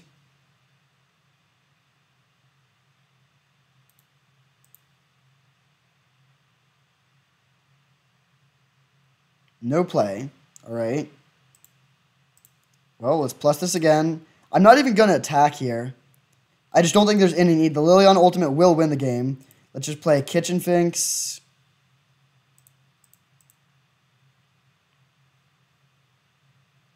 And I'm also not going to play the Ignoble Hierarch. We're just going to pass. The reason being, like, if they go end of turn removal spell on the Kitesail Freebooter, then Fumigate or something, I just want to have more stuff left over. And if we can ultimate Liliana, that just ends the game. There's no way they can come back from that.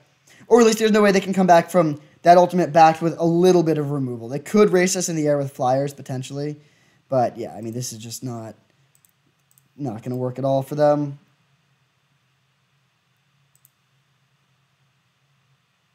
So we get to ultimate this.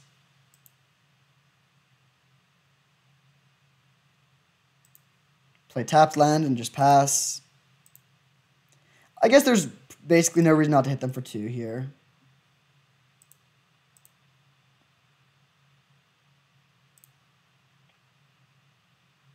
I'm going to save the removal spells for flyers, though, because we just get... These zombies are going to hold down the ground forever.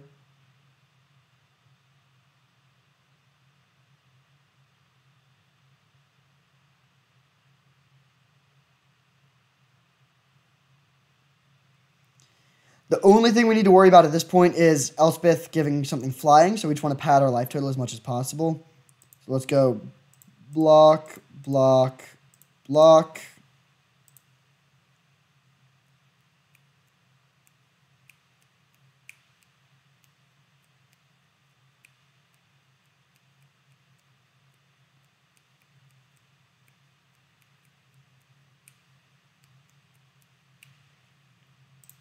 All right, that's fine.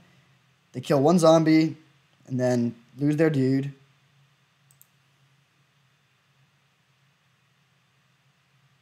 They're still missing land drops. I have no idea what they could have. Toxic Deluge, okay. Let's attack with everything and then pass.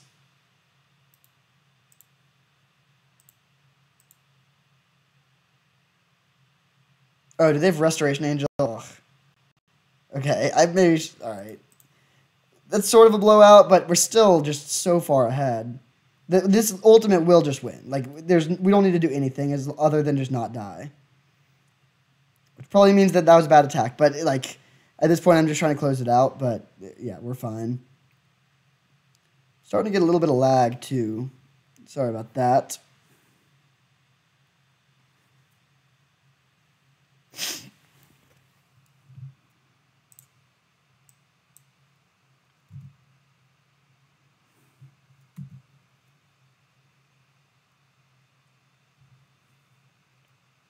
So they get their Fumigate back. They kill our Kitchen Finks.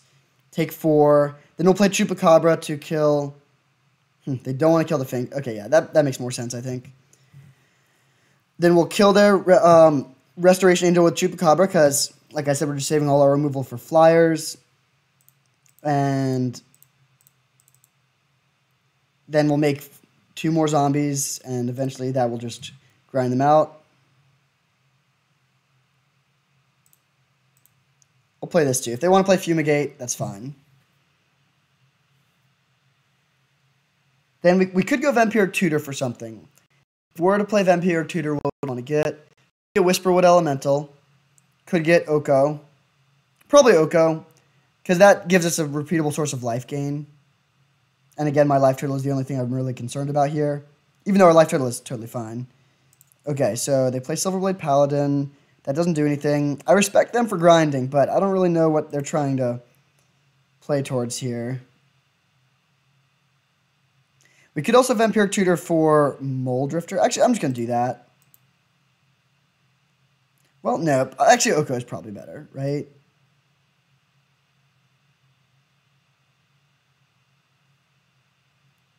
Blue Granos is decent. Let's just get the Oko, though.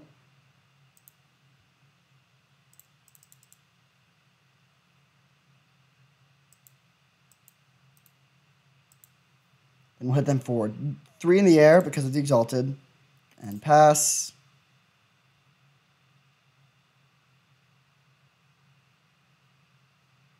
Make 4 zombies.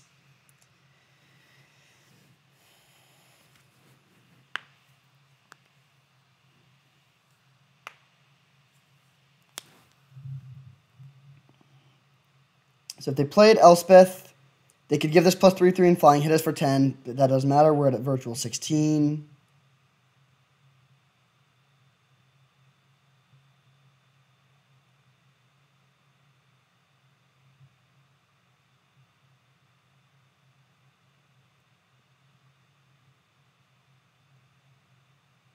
Okay, they play the Fumigate.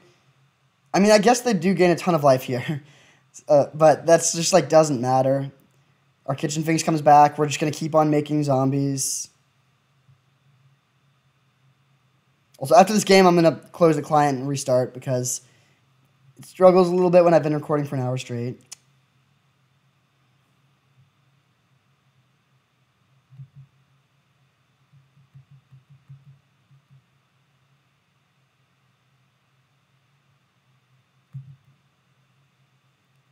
All right, Sheldock Isle is a decent draw.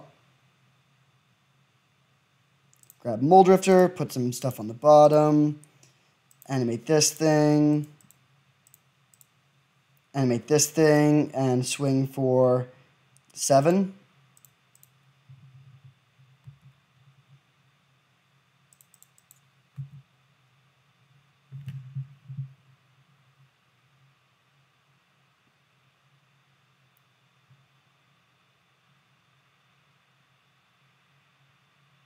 All right, there we go.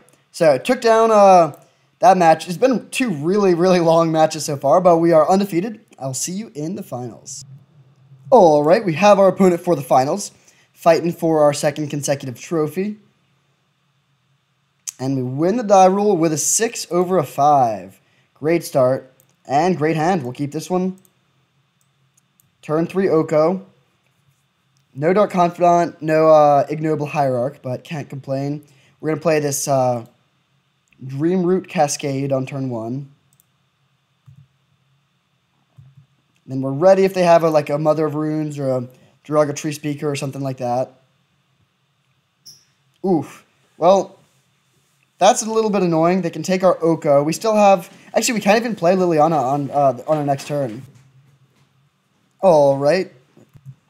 So we have Blooming Marsh, which is a really good draw. Now we can play Liliana on turn 3. If we want to. We also could just evoke the Mole Drifter, but we'll see what they do.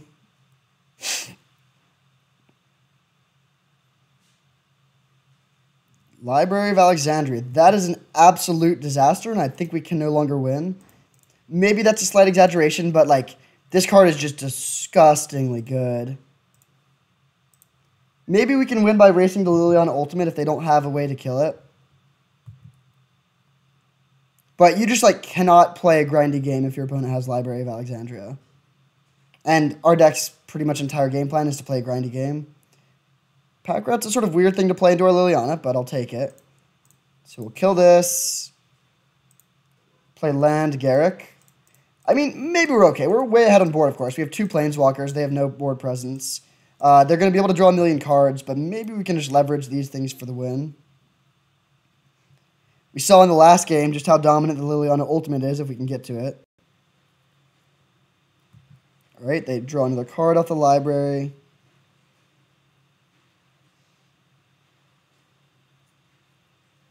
Next turn, I think we're just hardcasting Muldrifter.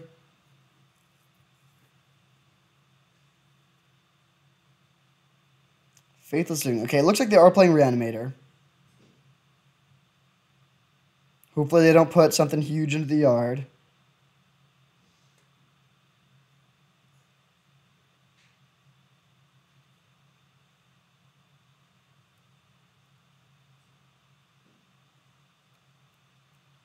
In terms of our mana, we have triple green, double blue, double black. I think we can just get Bayou then with this. Okay, nice. They just discard 2 lands. Mardu something. Unclear if it's Mardu Reanimator or Mardu midrange.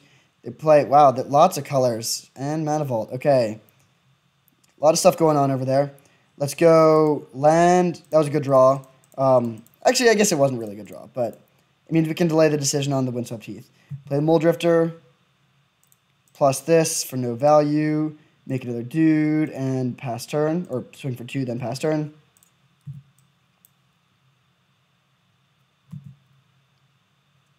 So they could just hardcast an 8-drop here. That would be pretty scary. Like Archon of Cruelty or something, which we could not kill with Shriekmaw. But Liliana is at 6, so she's threatening to ultimate very soon.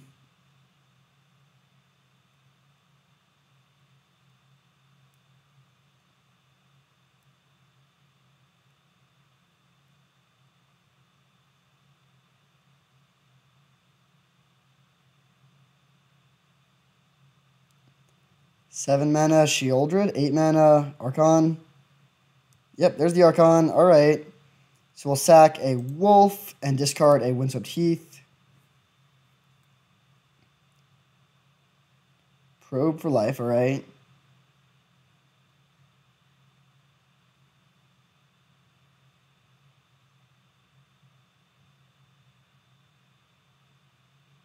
Miscalculation. Pretty good draw, actually. Plus on this, make a Wolf, and then Sheldock Isle. And then I think we're just going to pass, not play the Plukernish because I want to hold up Miscalc. Grab the Whisperwood.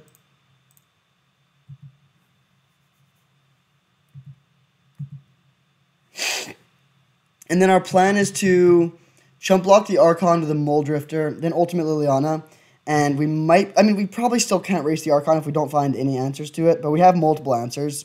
And if we're making tons of zombies, then we have the inevitability in the long game. Our answers are Bloodchief's Thirst, Oko's in the graveyard, unfortunately. Yeah, Bloodchief's Thirst, and Ravenous Chupacabra.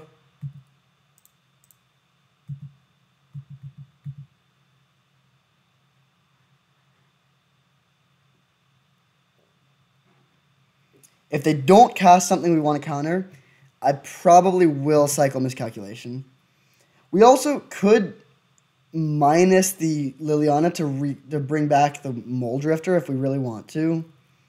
But I would like to ultimate this Liliana if possible. The problem is I actually don't think we could race the Archon since the tokens that Liliana makes are not flyers. And the Archon basically swings for 9 in the air turn. Yeah, I actually think we do need to just minus Liliana, unfortunately. Oh, wait, we have the Miscalc. Okay, thank God. That's why we did not play the Plukernos. So we counter that. We have the ultimate ready. Let's just draw the Chupacabra here and then be able to ultimate Lily. Interesting. Okay. We'll start with that.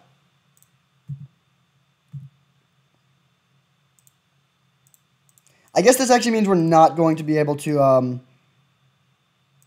we're not going to be able to play a removal spell this turn. But hopefully we hit something good off this. I mean, against Reanimator, Fallen Shinobi is just amazing. Oh, come on. Well, not here. All right, so we go Swamp. Do we want to ultimate the Liliana or play Whisperwood? I think I'm going to... Or we could ultimate Liliana and play Whisperwood. Or evoke Moldrifter. I don't think we're winning the evoke Moldrifter game, though. Here's what I think we have to do, actually. Oh, no, that doesn't work. I was going to say we could cast Whisperwood and then flip our Garruk.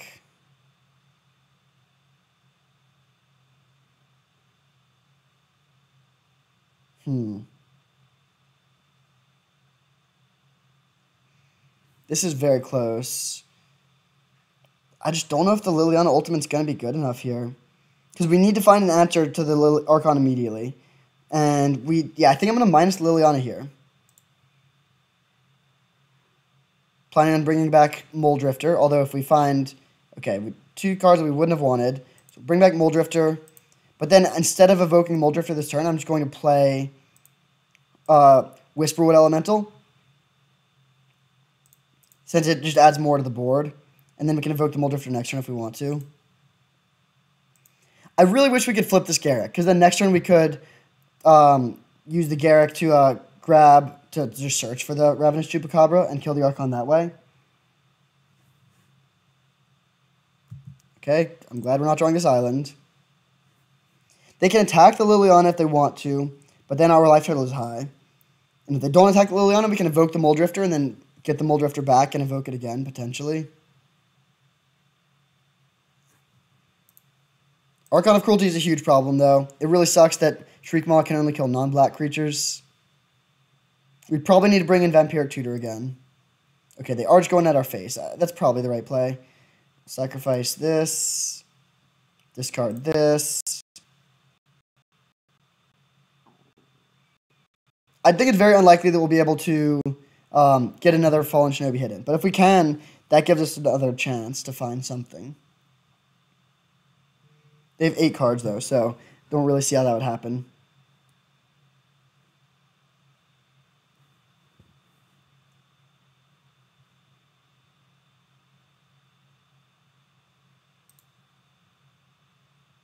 Archon of Cruelty, man. Good card. Plus Mana Vault, just letting them hardcast it.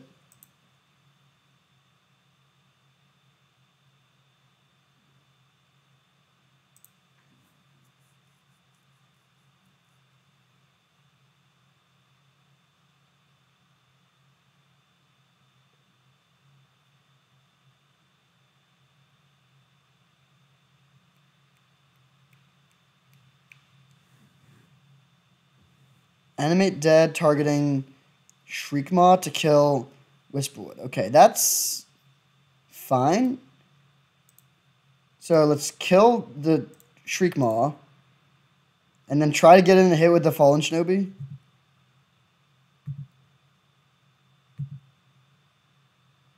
Oh, they can animate the Shambling Vent. Okay.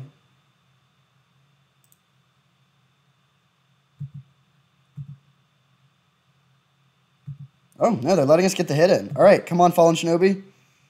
Do something good. Baleful Strix is good, actually. That could be very good. I mean, it blocks this and kills it. Toxic Deluge, too late for that one. We'll play this. There's a Grist. That's another answer that I didn't think about. But that's, I mean, yeah, I think if we can untap, we're in pretty good shape. We can minus... Let's still minus, because if we find the Ravenous Chupacabra, then we don't have to take another hit.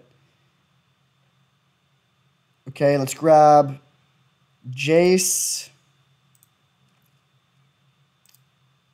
I guess this digs deeper, so we'll cast this.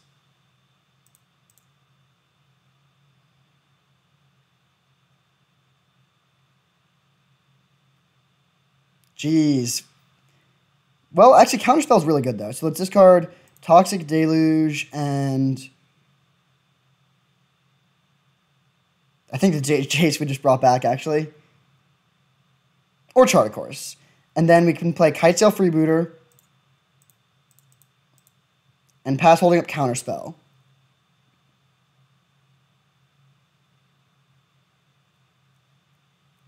Okay, I actually really regret attacking with a Wolf now. That could come back to bite us. Because the Shambling Vent is a lethal attacker. But we should still probably be fine with a Counterspell. Depends on what they have in hand, which we'll get to see soon. It is a real bummer that we dug through so much of our deck and haven't found a single Ravenous Chupacabra, though. I mean, yeah, that's obviously getting countered. Now, do they have another thing that's good here? We'll see. The Demon doesn't do anything. Mind Twist also doesn't do much. So let's just take the Memory Deluge.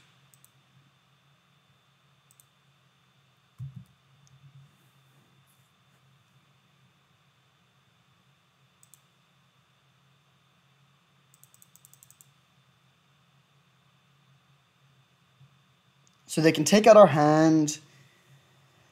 But that should be fine. Next turn we can play Grist. It's sort of funny that we have 2 Sheldock Isles in play. Next turn we can play Grist, kill their Archon, and attack for a decent amount of damage. They're at 10. Their life total isn't that high, even though they've gotten a bunch of Archon hits in. Flashback Faithless Looting, okay. I exited out of one too many cards. They have Mind Twist, these 2 lands, the Demon. Okay, they just discard the 2 lands. Makes sense. They find a removal spell for the Baleful Strix. If they did, we can chump block with the Kitesail Freebooter, but... Well, actually, yeah, that'd be fine. Chump block with the Kitesail Freebooter. They get back their Memory Deluge, but then we can play Grist, kill their thing, hit them with Fallen Shinobi again, and we're close to killing them.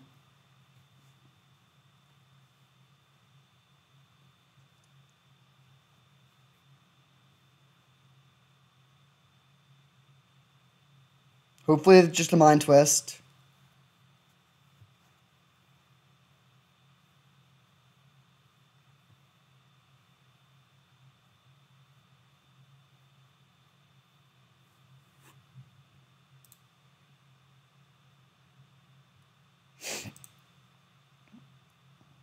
Okay, they attack. We'll sacrifice the Wolf.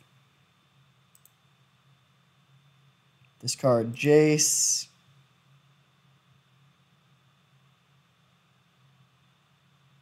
Are they going to let us go to blocks? Come on, don't kill this before blocks. Okay. So we try to trade. They could have just another reanimation spell, which we would lose to.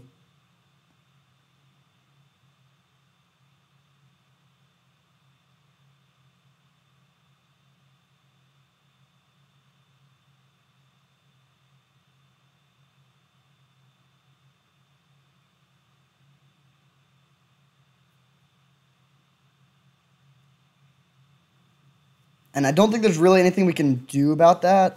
Our counterspell's gone. We don't have Graveyard Hate. We don't have Life Gain with the Oko in the graveyard. We don't have anything we can bring back from the graveyard with Liliana that would really change much.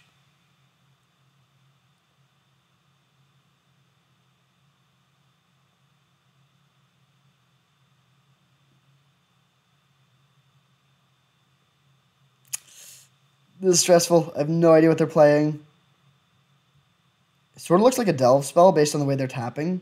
Oh, Coercive Portal. And okay, sure. Wasteland. All right, let's start by hitting them with both of these.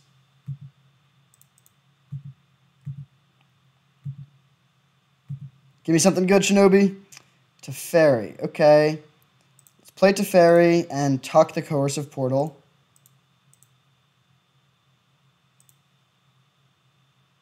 Plus this. We could... I guess we, yeah, just go Grist plus. Is there anything we could get with Liliana that would help us? I guess we just evoke Mole Drifter in case there's something we can draw that we need mana for.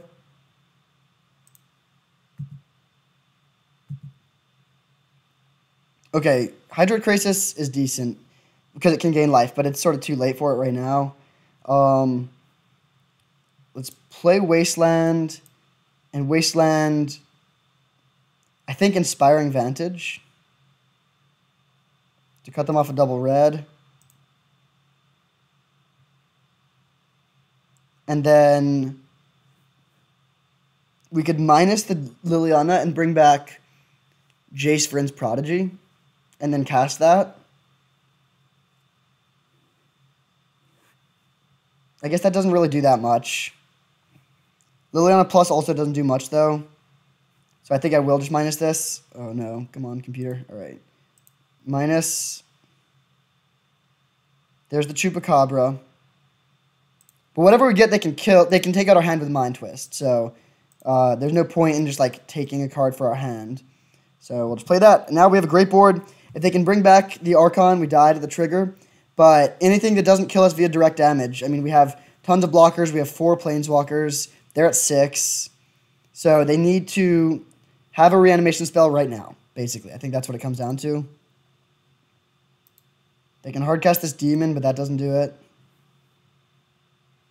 Soul Ring. They have Soul Ring and Mana Crypt. Jeez. Their deck looks like a really good deck for Mind Twist. Cycle Miscalculation. Okay, they don't have it yet.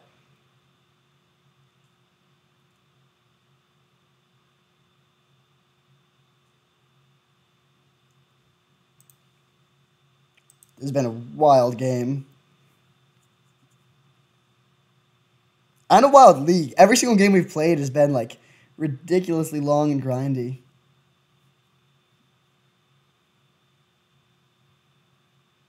Yes! Wow. Okay, that was... Whew, all right. Up a game in the finals. Fighting for that trophy. This should be 3 in a row if I could pull it off. That would be pretty sweet. Vampiric Tutor seems good because it can help us find our answers to their combo. Can't play Wear Tear. I can't believe they have Soul Ring and Mana Crypt. We've played against 2... Or Mana Vault. We've played against 2 Soul Ring decks this league. Pelucranos seems pretty bad.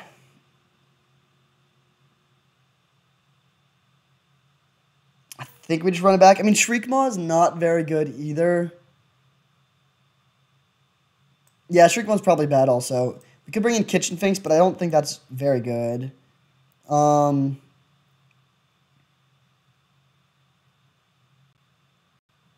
I guess we do still bring it in, though. Well, no, Augur of Autumn's probably better. Yeah, we'll bring in the Augur.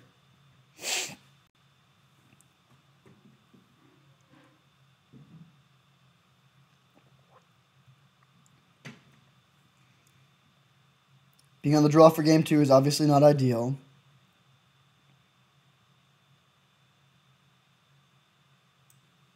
Ugh.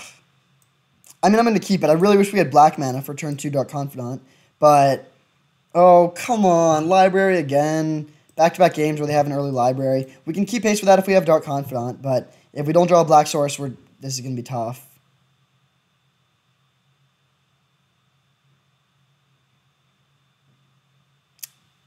Dang. All right. Island Jace.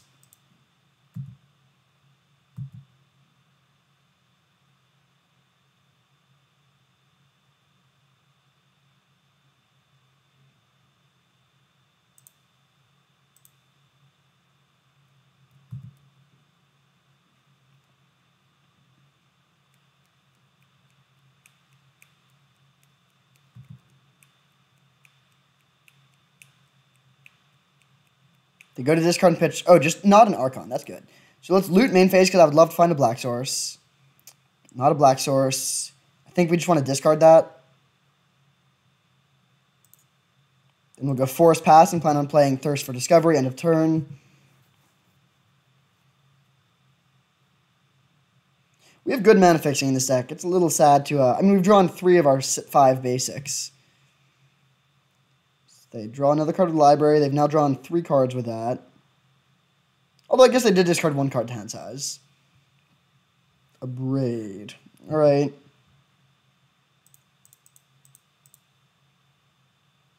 Discard basic land. And I think I'm just going to go Garrick for mana efficiency. Also, we have the element of the surprise with the Grist now. We can play Grist and sack the Wolf immediately.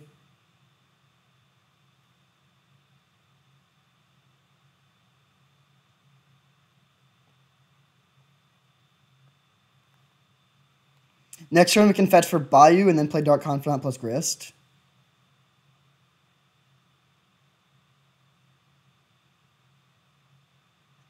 I mean, this is exactly what you want to be doing when you have a library. Just keep on killing our things and drawing 2 cards a turn. Bayou. Playing Grist first to play around Days. Oh, wait, they don't have any blue sources. Ooh, I really don't like that we milled over Fallen Shinobi. That would have been... Alright, we'll hit them for 2 and pass.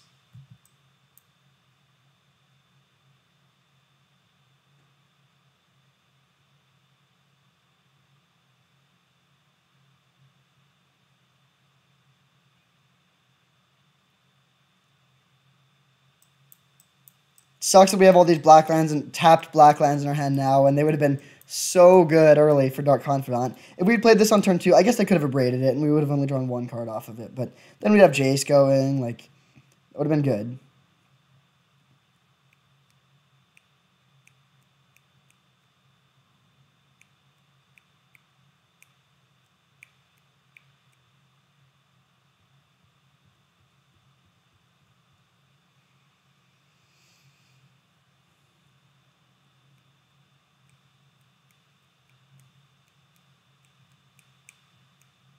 Animate dead our Fallen Shinobi. That seems totally fine. We can just sack an insect to kill it.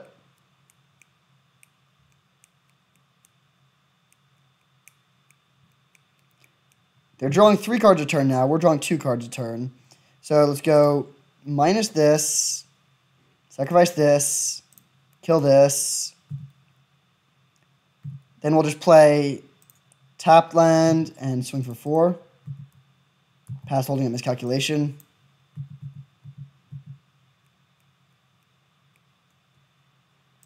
They probably should have voted for Carnage there, just in case I voted for Carnage, but I would have voted for Homage either way.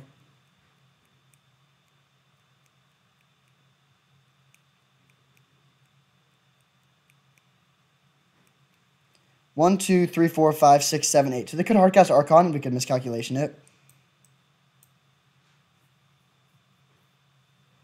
That would also put them down to 10 with the Ancient Tomb, then we hit them down to 6.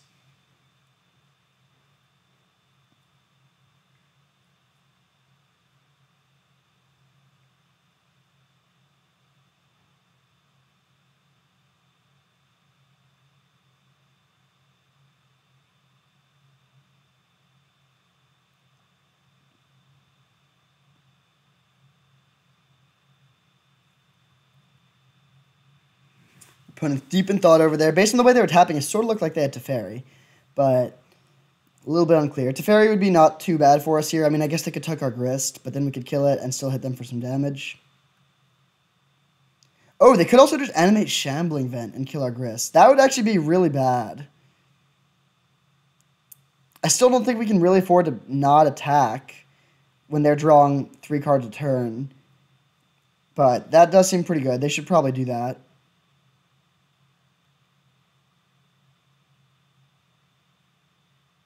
Yep, they found the line. Do we cycle Miscalc here? I don't think so.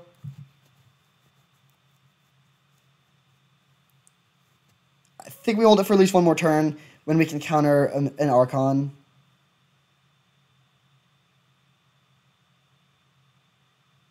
Although maybe we just... I kind of think they would have played the Archon. No, they might have actually wanted to kill the Grist before playing the Archon because they thought we wouldn't have a way to kill it. We do have the Bloodchief's Thirst in hand. Draw a card and then pass. I think I'm going to hold the Miscalc for 1 more turn. It's a close decision. I'm not 100% sure that's correct, but I think that's what I'm going to do here. Best draw would be Liliana because we could go Liliana into Fallen Shinobi to hit them for 7 and potentially hit something out of their deck. All right, Mole Drifter hits us for a lot of damage. Let's go land, hardcast Mole Drifter.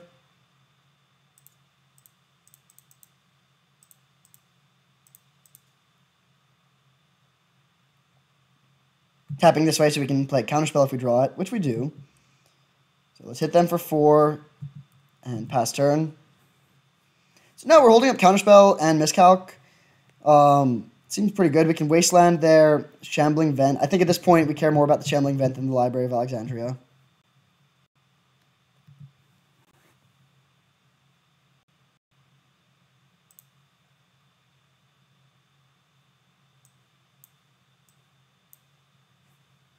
Could also hit their Plateau.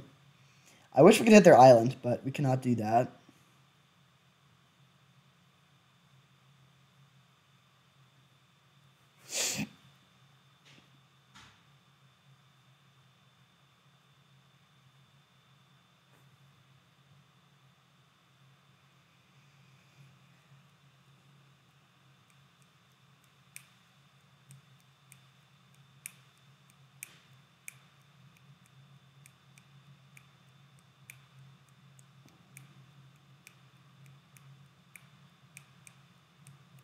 This definitely looks like a Teferi from the way they're tapping, starting with blue and white. It's actually, like, do we even counter it? I kind of think no. No, I am going to counter it. It can slow down our pressure, and, like, it'll tug something, and then we'll need to kill it, and that just doesn't seem like the situation we want to be in.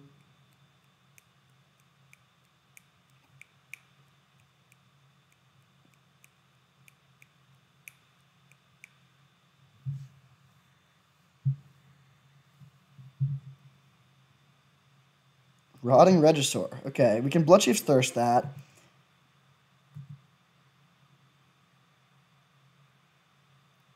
So let's go Bloodchief's Thirst, just so we can keep pushing damage.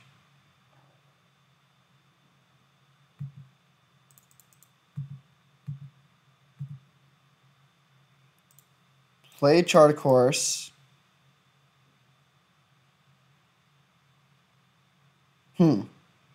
I don't think holding a Miscalc is that important, and I also don't think Wastelanding this Shambling Vent is that important. So I'm just going to play Shelldock Isle, which is really good. Oko. I think Oko is better than Narset here. We, like, aren't... This isn't a game of attrition or card advantage. It's a game of just, like trying to just push damage and get stuff done before they can find answers. So we'll grab the Oko and pass. Oh, no. Sorry, okay, there we go. Put some stuff on the bottom.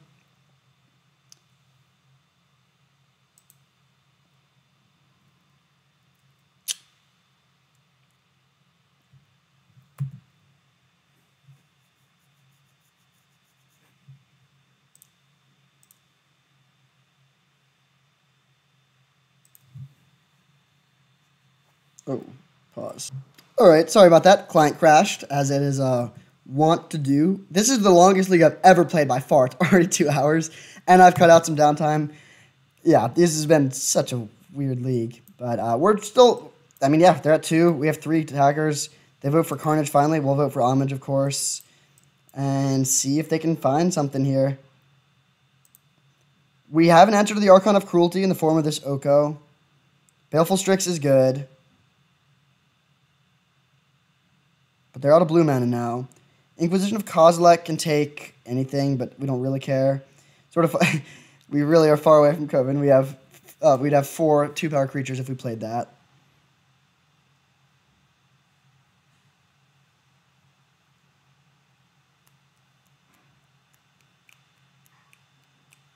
They cannot animate Shambling Vent right now.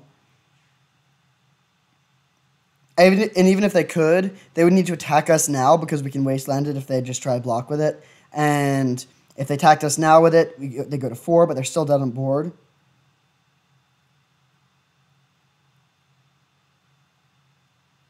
They take the Toxic Deluge. That's interesting. I guess it makes sense, though.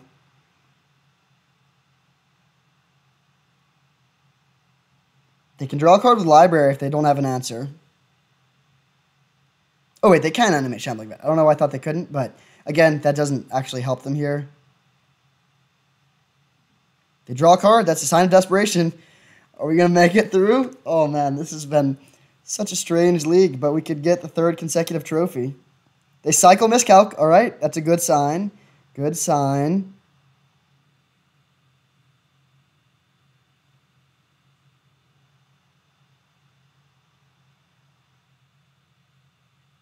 Go to discard. Okay. We're down to 7. I mean, yeah, let's just attack. I don't think we can't kill the Baleful Strix profitably. I guess I'm going to wasteland their plateau first.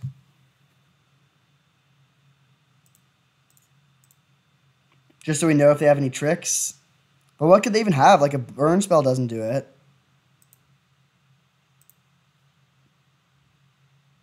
They can't tap their Ancient Tomb. They obviously don't have Solitude. Attack with everything. Yes! Wow. Back to back to back, baby. That's pretty sweet. So this was our Sultai trophy deck, and it was really, really sweet. Also, I should mention, I said back to back to back. It was actually just back to back. We're about to go back to back to back, but have not done it yet. But yeah, this deck was really, really awesome. We never got to do turn 1 Noble Hierarch into turn 2 one of our 3-mana Planeswalkers, but all of Narset, Liliana, Ashiok, Grist, and Oko were amazing in some point. Fallen Shinobu is very good. Hydroid Krasis sort of underperformed. I think that was more because of the style of deck that we had than the fact that it's not a good card. We just had no acceleration. But Dark Confidant was amazing. The Counter Magic was amazing. This was just a really, really sweet deck. I love these sort of like multicolored, grindy piles. There's a lot of interesting decisions, a lot of really long and interactive games. So it was a lot of fun and cannot argue with the result.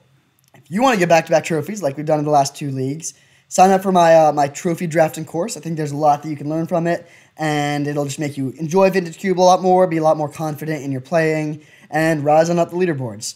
So thank you for watching. I hope you enjoyed, and I'll see you next time.